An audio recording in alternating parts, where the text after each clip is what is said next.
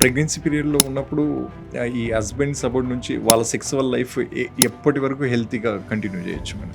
ఎప్పుడైనా కూడా ఈ సెక్షువల్ లైఫ్కి ప్రెగ్నెన్సీకి పెద్దగా రెస్ట్రిక్షన్స్ ఉండవు అన్లెస్ అండ్ అంటిల్ 40-45 ఏజ్లో ఫెర్టిలిటీ ఛాన్సెస్ ఉంటాయా మేడం? 49 వాళ్ళు కూడా ప్రెగ్నెన్సీ కోసము తల్లడిల్లిపోయి వచ్చిన వాళ్ళు కూడా ఉంటారు. న్యాచురల్గా రాకపోతుండొచ్చు. మిరకల్స్ జరుగుతాయి సైన్స్లోనే జరుగుతాయి. సో వచ్చే వాళ్ళకి వస్తాయి, రాని వాళ్ళకి కూడా ఏదో ఒక కృత్రిమ పద్ధతి వల్ల ఐవీఎఫ్ కానీ అలాంటి పద్ధతి వల్ల మనము యూస్ చేసుకుని ప్రెగ్నెన్సీ తెప్పించగలుగుతాం. డాక్టర్ లైఫ్ ఎలా ఉంటుంది బేసికలీ? డాక్టర్స్ని 100 టైమ్స్ కాళ్ళు మొక్కుతారు, 2 టైమ్స్ బొండికి కూడా పిసికేస్తారు. సో 2 విధాలుగా ఉంటుంది, నంబర్స్ ఒకటే మారుతాయి.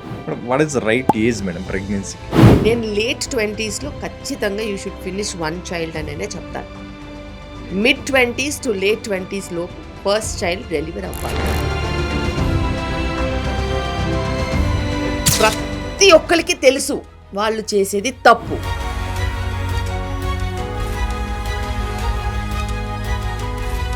కానీ చేయరు. బయట కొన్ని ఫెర్టిలిటీ సెంటర్లో కొన్ని ఆల్మోస్ట్ ఆల్ హాస్పిటల్ ముందు కూడా మేము నార్మల్ డెలివరీ చేయబడును అని ఉంటుంది మేడం. సిజరీన్స్ ఎక్కువైపోతున్న వాళ్ళు ఖచ్చితంగా మేము నార్మల్ చేస్తామని ఎలా చెప్తారు మేడం? ఖచ్చితంగా నార్మలే చేస్తాము అని ఎక్కడ రాయడానికి లేదు, చెప్పడానికి లేదు.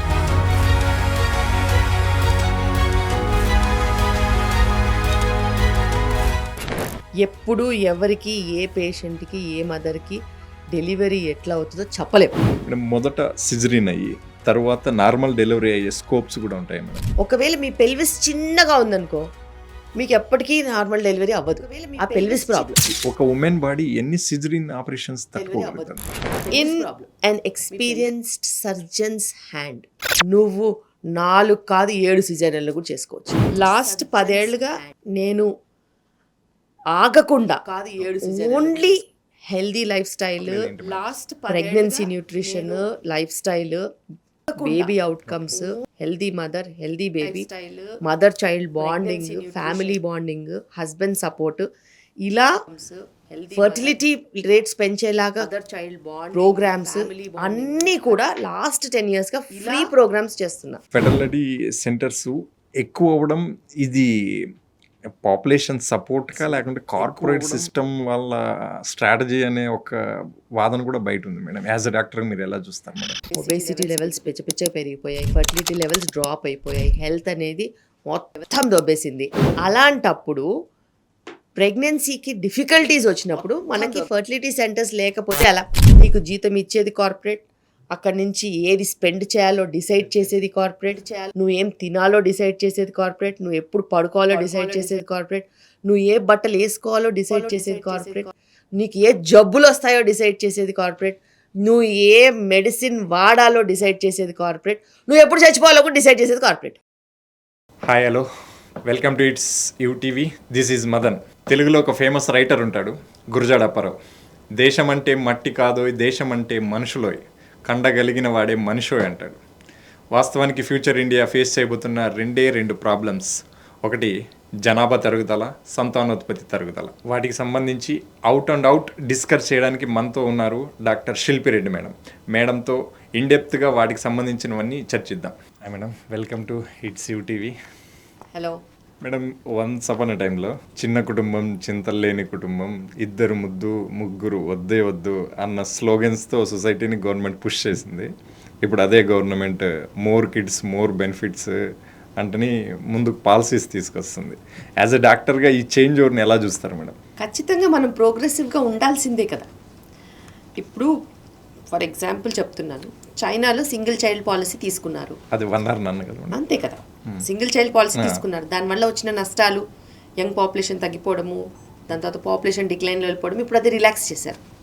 అలాగే మనము ఉన్న పరిస్థితులను బట్టి, ఉన్న పద్ధతులను బట్టి, పాపులేషన్ సర్వేని బట్టి మనం చెప్తాము. ఇంతకుముందు మనకి హయ్యర్ ప్రొడక్టివిటీలో ఉన్నాం కాబట్టి మనకి కంట్రోల్ చేసుకోవాలి అని చెప్పి అలా స్లోగన్స్ పెట్టారు. కానీ ఇప్పుడున్న పరిస్థితిలో మనకి కొత్త సర్వే ప్రకారము 2.1 ఉండాల్సిన ఫర్టిలిటీ రేట్ ఏదైతే ఉందో 1.9కి వచ్చింది. 1.9 ఇట్స్ నేషనల్ యావరేజ్ కింద వాళ్ళు చెప్తున్నారు. కానీ నాకు తెలిసి నేను అర్బన్ పాపులేషన్ చూస్తాను కాబట్టి 1.6 1.7 కూడా మనకి ఇక్కడ ఉంది. అలాంటప్పుడు మనకి కొన్ని సంవత్సరాలు పోతే పాపులేషన్ మళ్ళీ డిక్లైన్ అయ్యే ఛాన్స్ ఉంటుంది. యంగ్ పాపులేషన్ లేకపోతే మనకి మనం ప్రోగ్రెసివ్గా డెవలప్మెంట్కి రావాలన్నా కూడా యంగ్ పాపులేషన్ ఉండాలి. పాపులేషన్ అనేది సౌత్ ఇండియా నార్త్ ఇండియా మధ్య ముందు నుంచి పొలిటికల్ వార్ నడుస్తుంది మేడం. ఈ కుటుంబ నియంత్రణ సౌత్ సక్సెస్ఫుల్గా చేసినట్టుగా నార్త్ చేయలేకపోయింది. అప్పుడు వాళ్ళకి పేదరికం ఉండేది, ఇప్పుడు వాళ్ళకి అదే బెనిఫిట్ అవుతుంది అంటున్నారు. సో ఇప్పుడు ఈ పాపులేషన్ తగ్గిపోవడం సౌత్ ఇండియా మీద ఎలా ఇంపాక్ట్ ఉండబోతుంది అంటున్నారు మేడం? ఎప్పుడైనా మనం చూసుకున్నట్టయితే ఎడ్యుకేషన్ని బట్టి గ్రోత్ ఉంటుంది. సో సౌత్ ఇండియాలో నాకు తెలిసినంత వరకు సౌత్ ఇండియన్ స్టేట్స్లో కొంచెం ఎడ్యుకేషన్ లెవెల్స్ ఎక్కువ, percentage of people who are educated కొంచెం ఎక్కువ ఉంటుంది. ఎడ్యుకేషన్ వచ్చినప్పుడు వాళ్ళ ఆలోచనను బట్టి హయ్యర్ ఎక్స్పెండిచర్స్కి వెళ్ళకుండా కంట్రోల్డ్ ఎన్వైరన్మెంట్లో ఉంటూ 1 or 2 చిల్డ్రన్ అనుకుంటూ వాళ్ళ పాలసీస్ వాళ్ళ పద్ధతిలో వాళ్ళు ఫాలో అవుతారు. అయితే ఎడ్యుకేషన్ తక్కువగా ఉన్నప్పుడు, డెవలప్మెంట్ తక్కువగా ఉన్నప్పుడు మనకి యాక్సెప్టెన్స్ అంత ఎక్కువగా ఉండదు ఫ్యామిలీ ప్లానింగ్ పాలసీస్కి. వాళ్ళు ఏమనుకుంటారంటే పిల్లలు ఉంటే ఎక్కువ వాళ్ళ లైఫ్ అంటే వాళ్ళ ఫ్యామిలీ లీనియేజ్ అనేది ముందుకు వెళ్తుంది అనే విషయంలో ఎక్కువ పిల్లల్ని కంటూ ఉంటారు. అండ్ ఎక్కడైతే అగ్రికల్చర్ ఉంటుందో అక్కడ చేతి పనులు, అగ్రికల్చర్, దాని తర్వాత ఫ్యామిలీకి సంబంధించిన బిజినెస్లు ఉంటాయో నంబర్ ఆఫ్ పిల్లలు ఎక్కువ ఉంటే వాళ్ళకి ఎక్కువ మంది ఉంటారు పనులు చేయడానికి. జాయింట్ ఫ్యామిలీ ఉండడం ద్వారా అంతే, పిల్లలు ఎక్కువ ఉన్నప్పుడు వాళ్ళు వర్క్ చేయడానికి కూడా ఆస్కారం ఎక్కువ ఉంటుంది. తర్వాత చూసుకోవడానికి కూడా ఈజీగా ఉంటుంది, వాళ్ళ బిజినెస్లు హ్యాండిల్ చేయడానికి కూడా ఉంటుంది. వ్యవసాయం అయితే పొలం దున్నడానికైనా దేనికైనా ఎక్కువ మంది పనికి వస్తారు కాబట్టి వాళ్ళు అలా కంటూ పోతూ ఉంటారు. అండ్ వాళ్ళ ఫ్యామిలీ ప్లానింగ్ అప్రోచ్ ఉండదు. అండ్ ఫర్టిలిటీ రేట్ కూడా చాలా హైగా ఉంటుంది. యంగ్గా చాలా ఎర్లీగా మ్యారేజెస్ ఉంటాయి కాబట్టి నెంబర్ ఆఫ్ చిల్డ్రన్ ఎక్కువ ఉంటారు. ఇప్పుడు మోడర్న్ అర్బన్ లివింగ్ చాలా పెరిగిపోయింది కదా మేడం? చాలా పెరిగింది. సో ఎక్కడో విలేజెస్ నుంచి వచ్చిన వీళ్ళు ఫ్యామిలీని డీల్ చేయాలంటే ఒక్క కిడ్తోనే ఆగిపోతున్నారు. సెకండ్ కిడ్కి వెళ్ళడానికి వీళ్ళకి బేసికలీ ఫియర్ అంటే ఎకానమిక్ క్యాపబిలిటీ ఉండి కూడా మమ్మల్ని డీల్ చేసే వాళ్ళు ఉండరు, మేమిద్దరు వర్క్ హాలిక్లో ఉండిపోవడం, ఆ కిడ్ ఇంకోలా అయిపోవడం, సెకండ్ మ్యారేజ్ చాలామంది క్యారీ చేయకపోవడానికి ఎకానమీ ఇష్యూస్ కంటే వాళ్ళకి టైం లేకపోవడం ఉంది మేడం. దీన్ని ఎలా ఓవర్కమ్ చేయాలి? అయితే టైం అనేది అందరికీ ఉంటుంది. పిల్లల్ని కనడానికి పెంచడానికి ప్రపంచంలో అందరికీ టైం ఉంటుంది. కానీ వాళ్ళ ఉన్న పరిస్థితులు అనుకూలంగా ఉన్నాయా లేదా చూసుకోవాలి. అండ్ మనము వచ్చేసరికి ఫ్యామిలీలో ప్రయారిటీస్ అనేవి ఉంటాయి.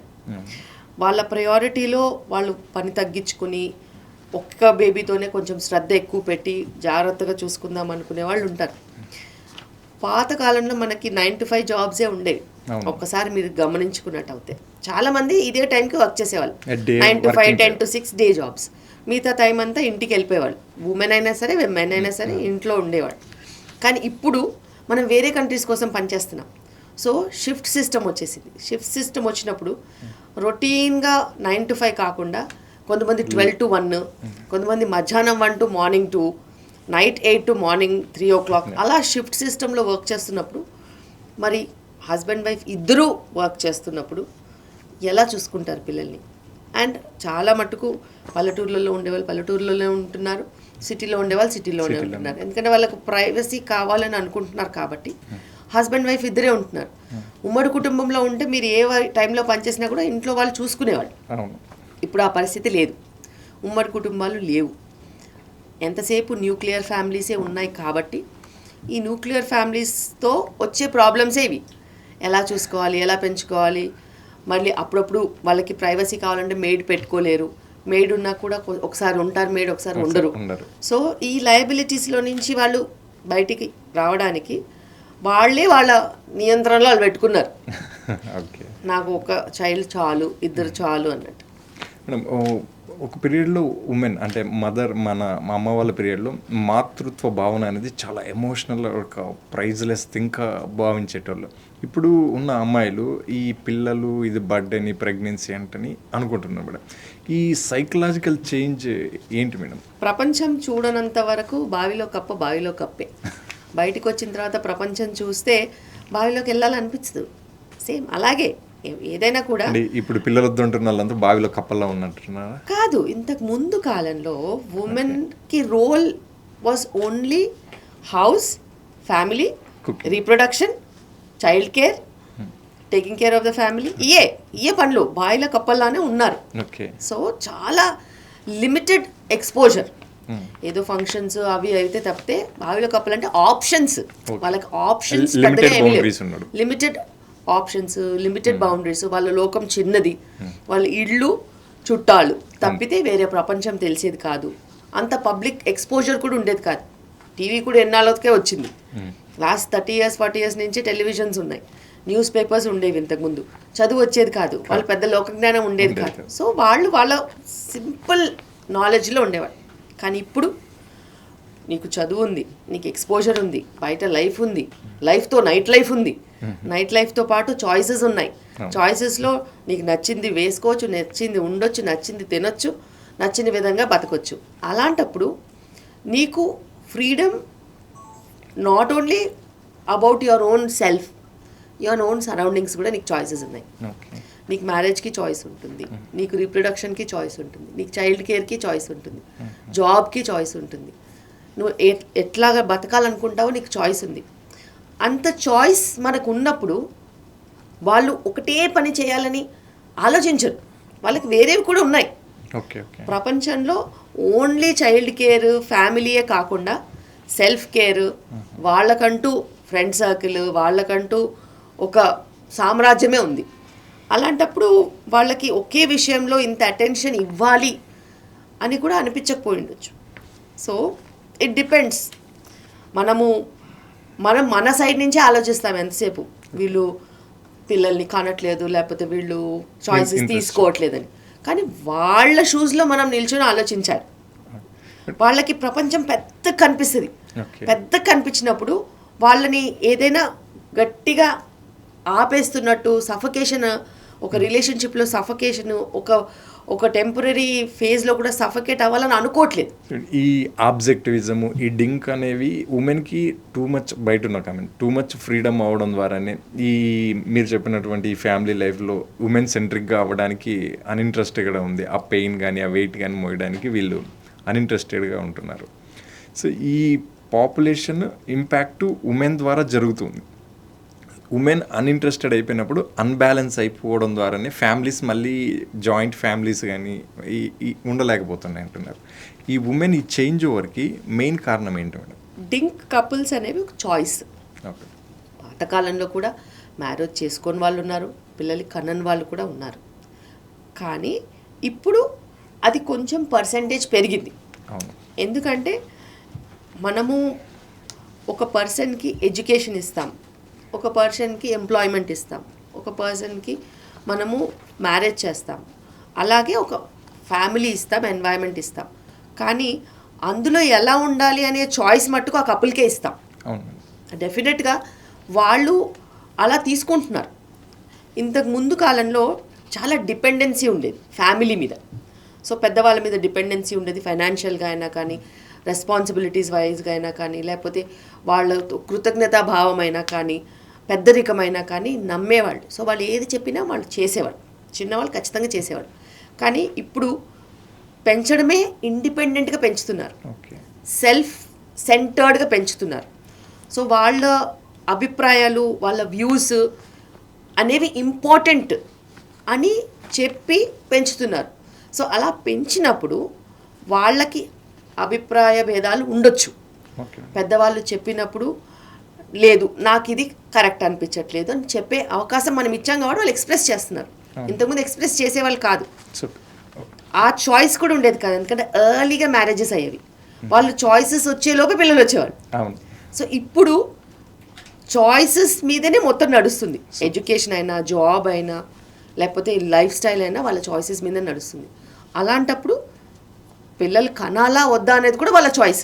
Okay, once upon a time వాళ్ళ చాయిస్ కాదు, ఇప్పుడు వీళ్ళకి ఇండిపెండెంట్ వచ్చి ఇది వీళ్ళ చాయిస్ అవడం ద్వారా వీళ్ళు డెసిషన్ చేస్తారు. ఎస్, వీళ్ళే డిసైడ్ చేసుకుంటారు. సో మనం చదువు ఇవ్వగలుగుతాము, సంస్కారం ఇవ్వగలుగుతాము, డిసిషన్ మేకింగ్ వాళ్ళ సొంతది. సో వాళ్ళ సొంతంగా వాళ్ళు డిసైడ్ చేసుకున్నప్పుడు వాళ్ళు ఏదో ఆలోచించే డిసైడ్ చేసుకుంటారు.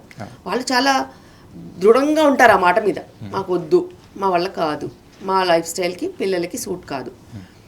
అండ్ ఇవన్నిట్లో ఒక బ్యాక్గ్రౌండ్ చైల్డ్హుడ్ ట్రామా కూడా ఉండొచ్చు. బహుశా వాళ్ళు పిల్లలుగా ఉన్నప్పుడు వాళ్ళ పేరెంట్స్ అటెన్షన్ ఇవ్వకపోవడం వల్ల వాళ్ళకి కలిగిన బాధ వల్ల కూడా ఇలా మేము బాధ పెట్టము మా పిల్లల్ని అని కూడా బై చాయిస్ చాలామంది పిల్లల్ని కనట్లేదు. బికాస్ నేను యాజ్ అ కన్సల్టెంట్, నేను ఆ కన్సల్టెంట్ చైర్లో కూర్చున్నప్పుడు నేను వాళ్ళు చెప్పింది వినాలి. అయితే నేను క్రాస్ క్వశ్చన్ చేయగలుగుతాను, బికాస్ నేను డాక్టర్ కదా. నేను డాక్టర్ కాబట్టి మీరు ఎందుకు ఈ చాయిసెస్ తీసుకున్నారు చెప్తారా అని అడిగితే కొంతమంది ఇలా కూడా చెప్పారు. మేము చైల్డ్హుడ్గా ఉన్నప్పుడు we were neglected and we had a very bad emotionally traumatised childhood and we don't want to give the same childhood for our children. అలా కొంతమంది ఉన్నారు. కొంతమంది ఎలా చెప్తారంటే సేమ్ వాక్యం మార్చి చెప్తారు. మా చైల్డ్హుడ్లో మేము ఈ కేర్ అదంతా చూడలేదు, కానీ మా పిల్లలకి మేము ఇవ్వదలుచుకున్నాం. అందుకే మేము ఒకటి కాదు ఇద్దరిని పిల్లల్ని కనాలనుకుంటున్నాము. నేను సింగిల్ చైల్డ్ ఉండే, నాకు కంపెనీ లేదు, నేను ఇద్దరిని కంటాను అలా అన్న వాళ్ళు ఉన్నారు. నేను సింగిల్ చైల్డ్ని, మా పేరెంట్స్ చాలా బిజీగా ఉండేవాళ్ళు, నన్ను పట్టించుకునే వాళ్ళు కాదు. సో నేను కూడా ఇప్పుడు కంటే నేను కూడా బిజీగా ఉన్నాను, నేను మళ్ళీ పిల్లల్ని చూడలేను కాబట్టి నేను పిల్లల్ని కనను. అలా కంపాటబిలిటీ వైజ్గా వాళ్ళు డిఫరెంట్గా ఉంటున్నారు. ఏదున్నా కూడా వాళ్ళ పరిస్థితులను బట్టి మనము వాళ్ళని ఫోర్స్ చేయలేము. ఫోర్స్ చేస్తే వచ్చే పరిణామాలు కరెక్ట్ కాదు. బికాస్ చైల్డ్ అనేది ఒక 9 months emotional journey during pregnancy, తర్వాత so many years of journey as a mother father child. ఆ బాండింగ్ అనేది ఉండాలి. అది ప్రిపేర్డ్గా ఉన్న వాళ్ళకే బాగుంటుంది, అన్ప్రిపేర్డ్గా ఉన్న వాళ్ళకి కొంచెం కష్టం జర్నీ.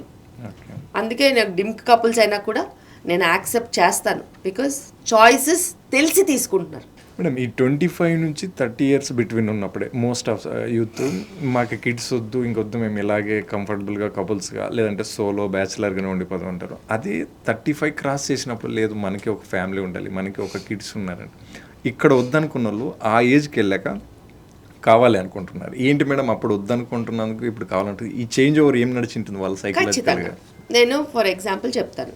ఒక 10 మంది ఉన్నారు ఫ్రెండ్స్, ఓకే, మంచిగా చదువుకుంటున్నారు, దాని తర్వాత జాబ్స్ వచ్చేసినాయి, అందరూ కలిసి వర్క్ చేసుకుంటున్నారు, పార్టీ చేసుకుంటున్నారు, సినిమాలకు వెళ్తున్నారు, టుగెదర్ కలిసి ఉంటున్నారు. అందులో 2-3 పెళ్ళిళ్ళు అయిపోయినాయి. దాని తర్వాత ఇంకో 2-3 30s పెళ్ళిళ్ళు అయిపోయాయి. ఒక 2-3 మిగిలిపోయారు. వాళ్ళు వద్దనుకున్నారు. వాళ్ళు ఎందుకంటే ఆ 7 years as a student 23 to 30 వరకు బాగా ఎంజాయ్ చేసి ఈ లైఫే బాగుందని అనుకుని ముందుకెళ్ళారు. ఇంకో మిగతా 7 members వాళ్ళు మ్యారేజెస్ చేసుకొని సెటిల్ అయిపోయారు. సో 10 members గ్యాంగ్ 7+3 కింద మారింది. సో ఆ 10 members గ్యాంగ్లో ఆ 7 members కలుస్తూ ఉంటారు. ఎందుకంటే వాళ్ళకి పిల్లలు ఉంటారు, ఫ్యామిలీస్ ఉంటాయి, వాళ్ళ గెట్ టుగెదర్స్ వేరు, వాళ్ళ లైఫ్ స్టైల్ వేరు, వాళ్ళ పార్టీ వేరు, వాళ్ళ సర్కిల్ వేరు. ఈ ముగ్గురు మ్యారేజ్ చేసుకొని వాళ్ళు మళ్ళీ యంగ్స్టర్స్తో కలిసి తిరుగుతూ ఉంటారు. కానీ వాళ్ళు over a period of time 30-35కి వచ్చేసరికి యంగ్స్టర్స్ మళ్ళీ పెళ్ళిళ్ళు చేసుకుని వాళ్ళు వెళ్ళిపోతారు. వీళ్ళు ఎప్పుడు యంగ్స్టర్స్తో మళ్ళీ ఎదుక్కుంటూనే ఉంటారు. కాన్స్టెంట్గా ఉన్న ఫ్రెండ్స్ బిజీగా ఉంటారు. ఒక్క 35కి వచ్చేసరికి ఎంతో కొంత లోన్లీనెస్ వస్తుంది. వచ్చినప్పుడు వాళ్ళందరూ వాళ్ళ పిల్లలతో పెరిగే పిల్లలతో వాళ్ళని చూస్తే వీళ్ళకి అనిపిస్తుంది, అయ్యో నేను కూడా చేసుకుని ఉండాల్సింది, వాళ్ళంతా హ్యాపీగా ఉన్నారు, వాళ్ళ ఇంట్లో పిల్లలు ఉన్నారు, వాళ్ళు నాన్న అని పిలుస్తారు, ఎత్తుకుంటారు, హత్తుకుంటారు. ఇవన్నీ చూసి వీళ్ళకి ఏదో ఒక రోజు రియలైజ్ అవుతారు దట్ లోన్లీనెస్. కాన్స్టెంట్గా ఫ్రెండ్స్ కోసం ఎత్తుక్కోలేరుగా. వీళ్ళతో కలవడానికి వస్తే వాళ్ళ వైఫ్స్ అయినా తిడతారు, వాళ్ళకి పిల్లలు లేరు, నువ్వు ఎందుకు ఊరికే వెళ్తున్నావు, కలుస్తున్నావు, టైం వేస్ట్ చేస్తున్నావు అనేసి. So they can't disturb married people mostly can't always gel with single people. So వాళ్ళకి అలా ఒక ప్రపంచం వేరైపోయేసరికి వాళ్ళకి అనిపిస్తుంది.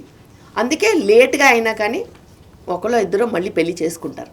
ఆ ముగ్గురిలో కూడా ఖచ్చితంగా మిగిలిపోయేది ఒకరే.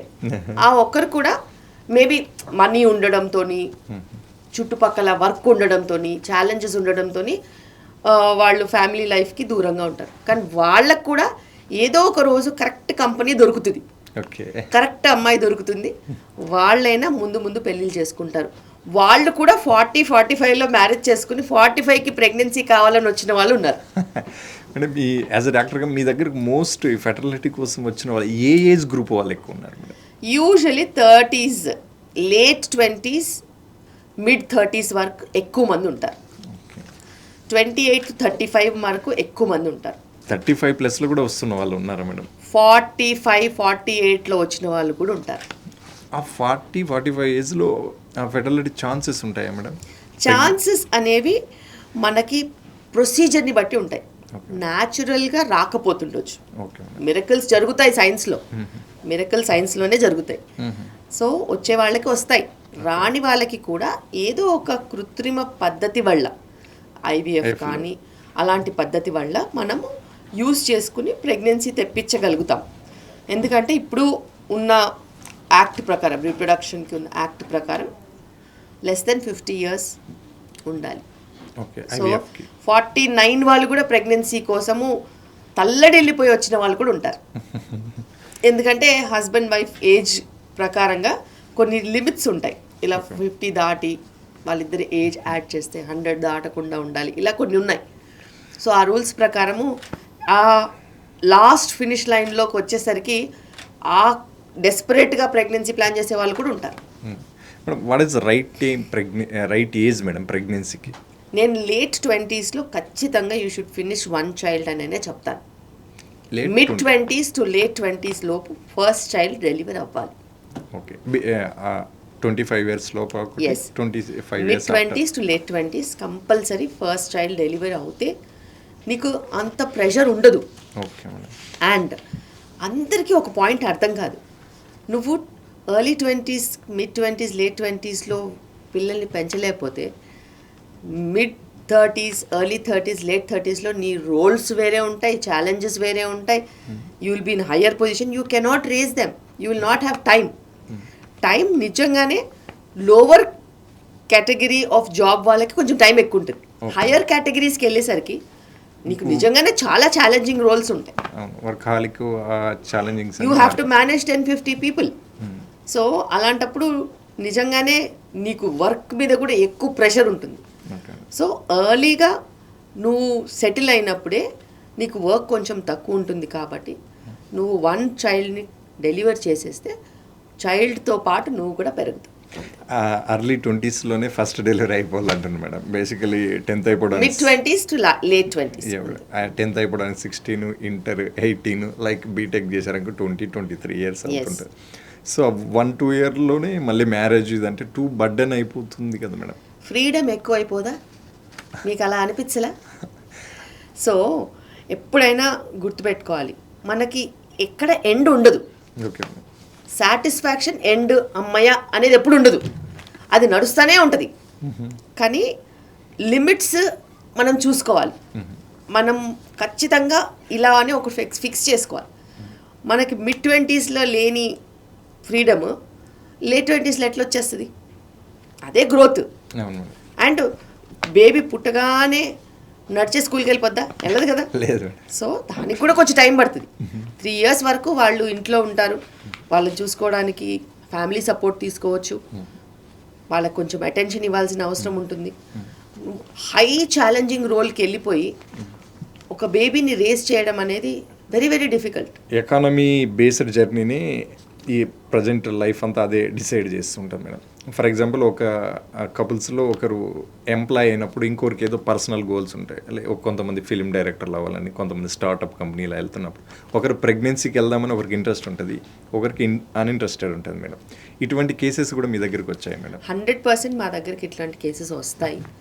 And pregnancy is a very personal decision.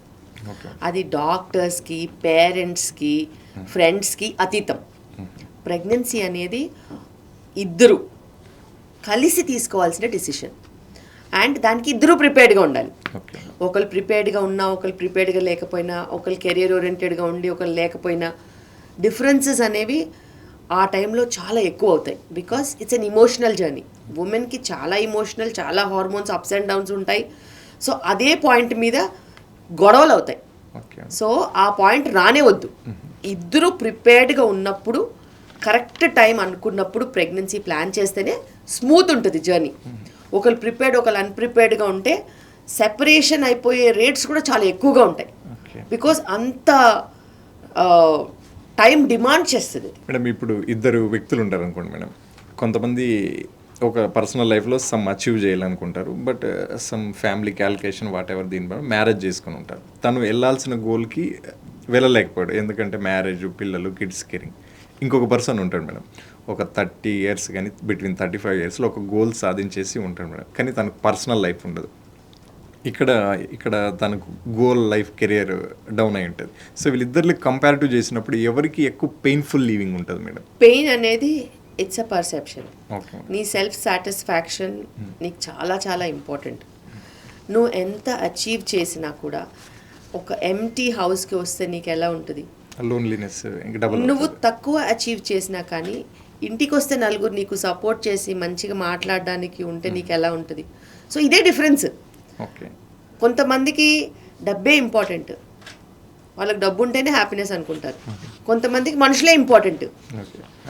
ఎవరికి ఏది ఉండదో వాళ్ళకి అదే ఇంపార్టెంట్ అనిపిస్తుంది.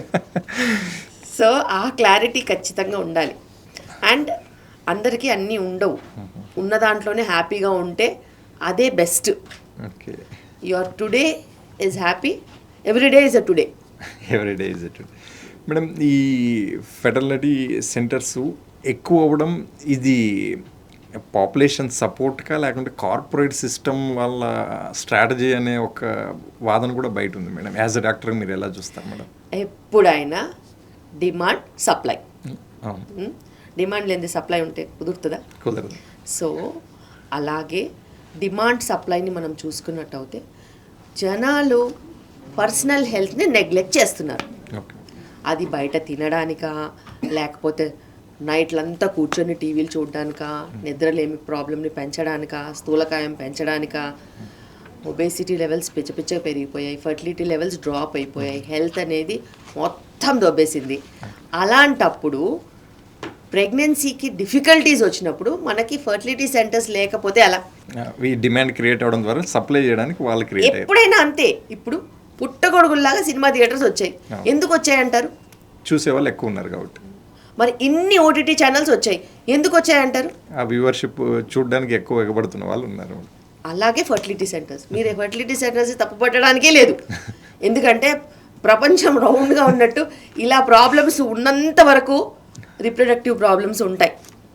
దానికి సొల్యూషన్ మనం ఇవ్వలేకపోతే చాలా ప్రాబ్లం అవుతుంది. అండ్ మనం ఉన్న పరిస్థితిలో మన దగ్గర డాక్టర్స్ ఉన్నారు కాబట్టి ఎవరి స్పెషలైజేషన్ వాళ్ళు చేస్తున్నారు. నీకు క్యాన్సర్స్కి క్యాన్సర్ స్పెషలిస్టులు ఉంటారు. క్యాన్సర్ సెంటర్స్ కూడా పుట్టగొడుగులా రాలేదు ఇప్పుడు, too much. Exactly. CDC centres కూడా అట్లాగే వచ్చాయి కదా, చైల్డ్ డెవలప్మెంట్ సెంటర్స్. ఎందుకు వచ్చాయంటారు? డిమాండ్ ఉంది కాబట్టి వచ్చాయి. ఎవ్వరు కూడా ఇప్పటికి కూడా ప్రాబ్లమ్ని సాల్వ్ చేయాలని చూడట్లేదు.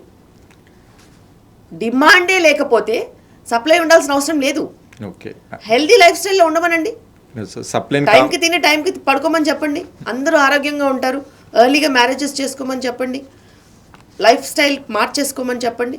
అప్పుడు ఏ ఫర్టిలిటీ సెంటర్ అవసరం లేదు. ఉన్న అరాకొరా ఫర్టిలిటీ సెంటర్స్ కూడా సరిపోతాయి. ఇండియాని ఈ లెవెల్లో ఎప్పుడైనా ఊహించవచ్చా మేడం? మీరు చెప్పారే అర్లీగా తిని హెల్తీగా పడుకొని. ఇప్పుడు జనాలందరూ డోపమిన్ మీద ఉన్నారు. It's a drug. ఈ డోపమిన్ ఎక్కడి నుంచి వచ్చింది మేడం? మొబైల్ చూస్తే కూడా డోపమిన్ వస్తుంది. రీల్స్ చూసినా డోపమిన్ వస్తుంది. నచ్చింది తిన్నా డోపమిన్ వస్తుంది.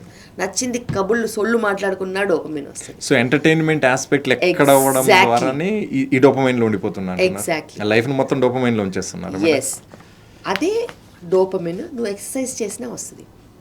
నువ్వు ఎక్సర్సైజ్ చేయట్లేదే.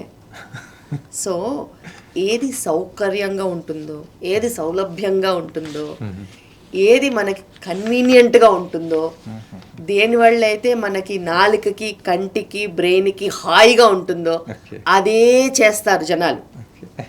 ఎప్పుడైనా ఒంటికి ఏం కావాలి అని ఆలోచించాలి. ఒంటికి మంచి ఎక్సర్సైజ్ కావాలి, మంచి ఫుడ్ కావాలి, మంచి రెస్ట్ కావాలి, మంచి 4 మాటలు కావాలి, మంచి రిలేషన్షిప్స్ కావాలి. ఒంటికి ఇదే కావాలి. ఇది మినిమల్ డబ్బుతో కూడా సరిపోతుంది. ఓకే.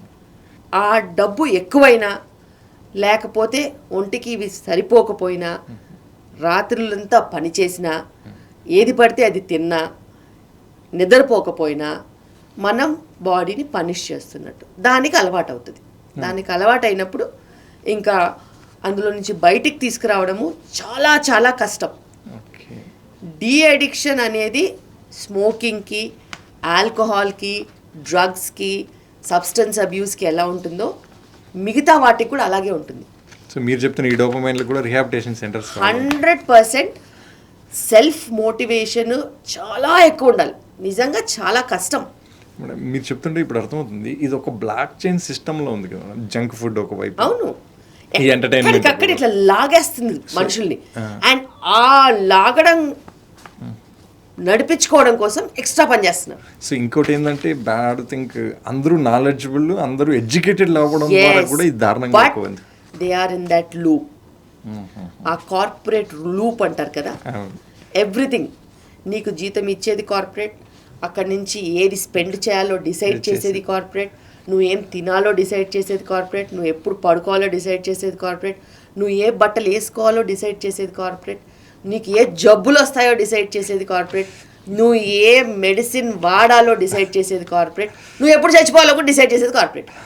ఇంత కార్పొరేట్ మధ్య బతుకుతున్నావు మేడం. నువ్వు ఓన్లీ ఒక ప్లేయర్వి. Okay. But you can still, there are so many people with good educational backgrounds అది రియలైజ్ అయ్యి they have come out of that. Okay. నాకు ఈ ఉచ్చు వద్దు, నేను అందులో ఉండను, నేను బయటికి వస్తాను అనేసి చాలామంది వచ్చి లాస్ అయినా కానీ వ్యవసాయం చేసుకునే వాళ్ళు చాలామంది ఉన్నారు. ఆర్గానిక్ పండిస్తామని చెప్పేసేసి ఆ బ్లాక్ చైన్ నుంచి బయటకు వచ్చేసేసి they have change they life style and living. Okay. చాలామంది ఫారినర్స్ కూడా ఉన్నారు. మేడం ఈ ఫుడ్ ఆర్గానిక్ అగ్రికల్చర్ అన్నారు కదా, ఇంతకుముందు ఫుడ్ ఏదైనా క్రాప్ పండిస్తే ఆ విత్తనాలు తీసుకుని మళ్ళీ పొలంలో వేస్తే వాటికి ఫెర్టిలిటీ క్యాపబిలిటీ ఉండేది. ఇప్పుడు అలా లేకుండా ప్రొడక్ట్స్ వస్తున్నాయి. Because it's business. బిజినెస్లో ఎప్పుడు కూడా నీకు నీడ్ క్రియేట్ చేయాలి. సెల్ఫ్ సఫిషియన్సీ ఇవ్వరు, నీడ్ క్రియేట్ చేస్తారు.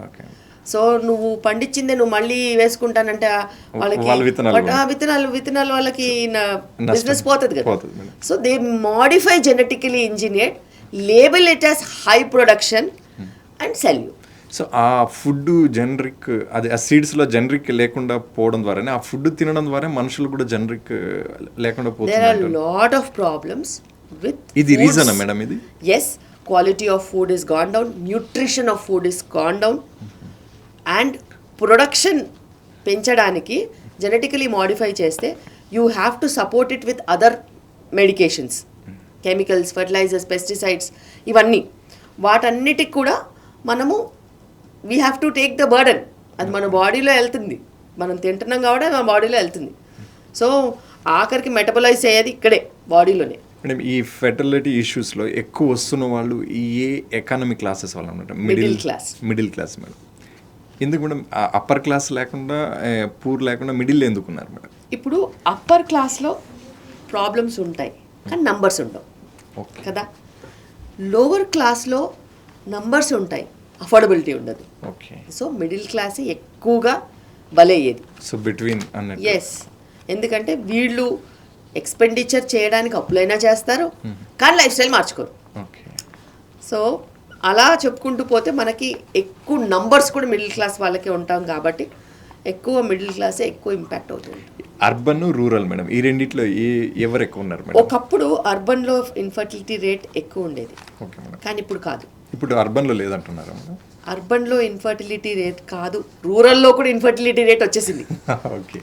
ఎందుకంటే ఎప్పుడైతే noodles centres, panipuri centres, fast food centres ఊళ్ళల్లోకి వచ్చేసాయో, ఎప్పుడైతే విచ్చలవిడిగా బెల్ట్ షాప్స్ వచ్చేసాయో, ఎప్పుడైతే పొగాకు అనేది ఎక్కడంటే అక్కడ అవైలబిలిటీ వచ్చేసిందో, ఫర్టిలైజర్స్ కాలుష్యం పెంచడం స్టార్ట్ చేశాయో, నీటి కాలుష్యమైన, ఫుడ్ కాలుష్యమైన, ఆ ఎక్స్పోజర్కి కూడా అగ్రికల్చర్ లేబర్ ఉంటారు కదా.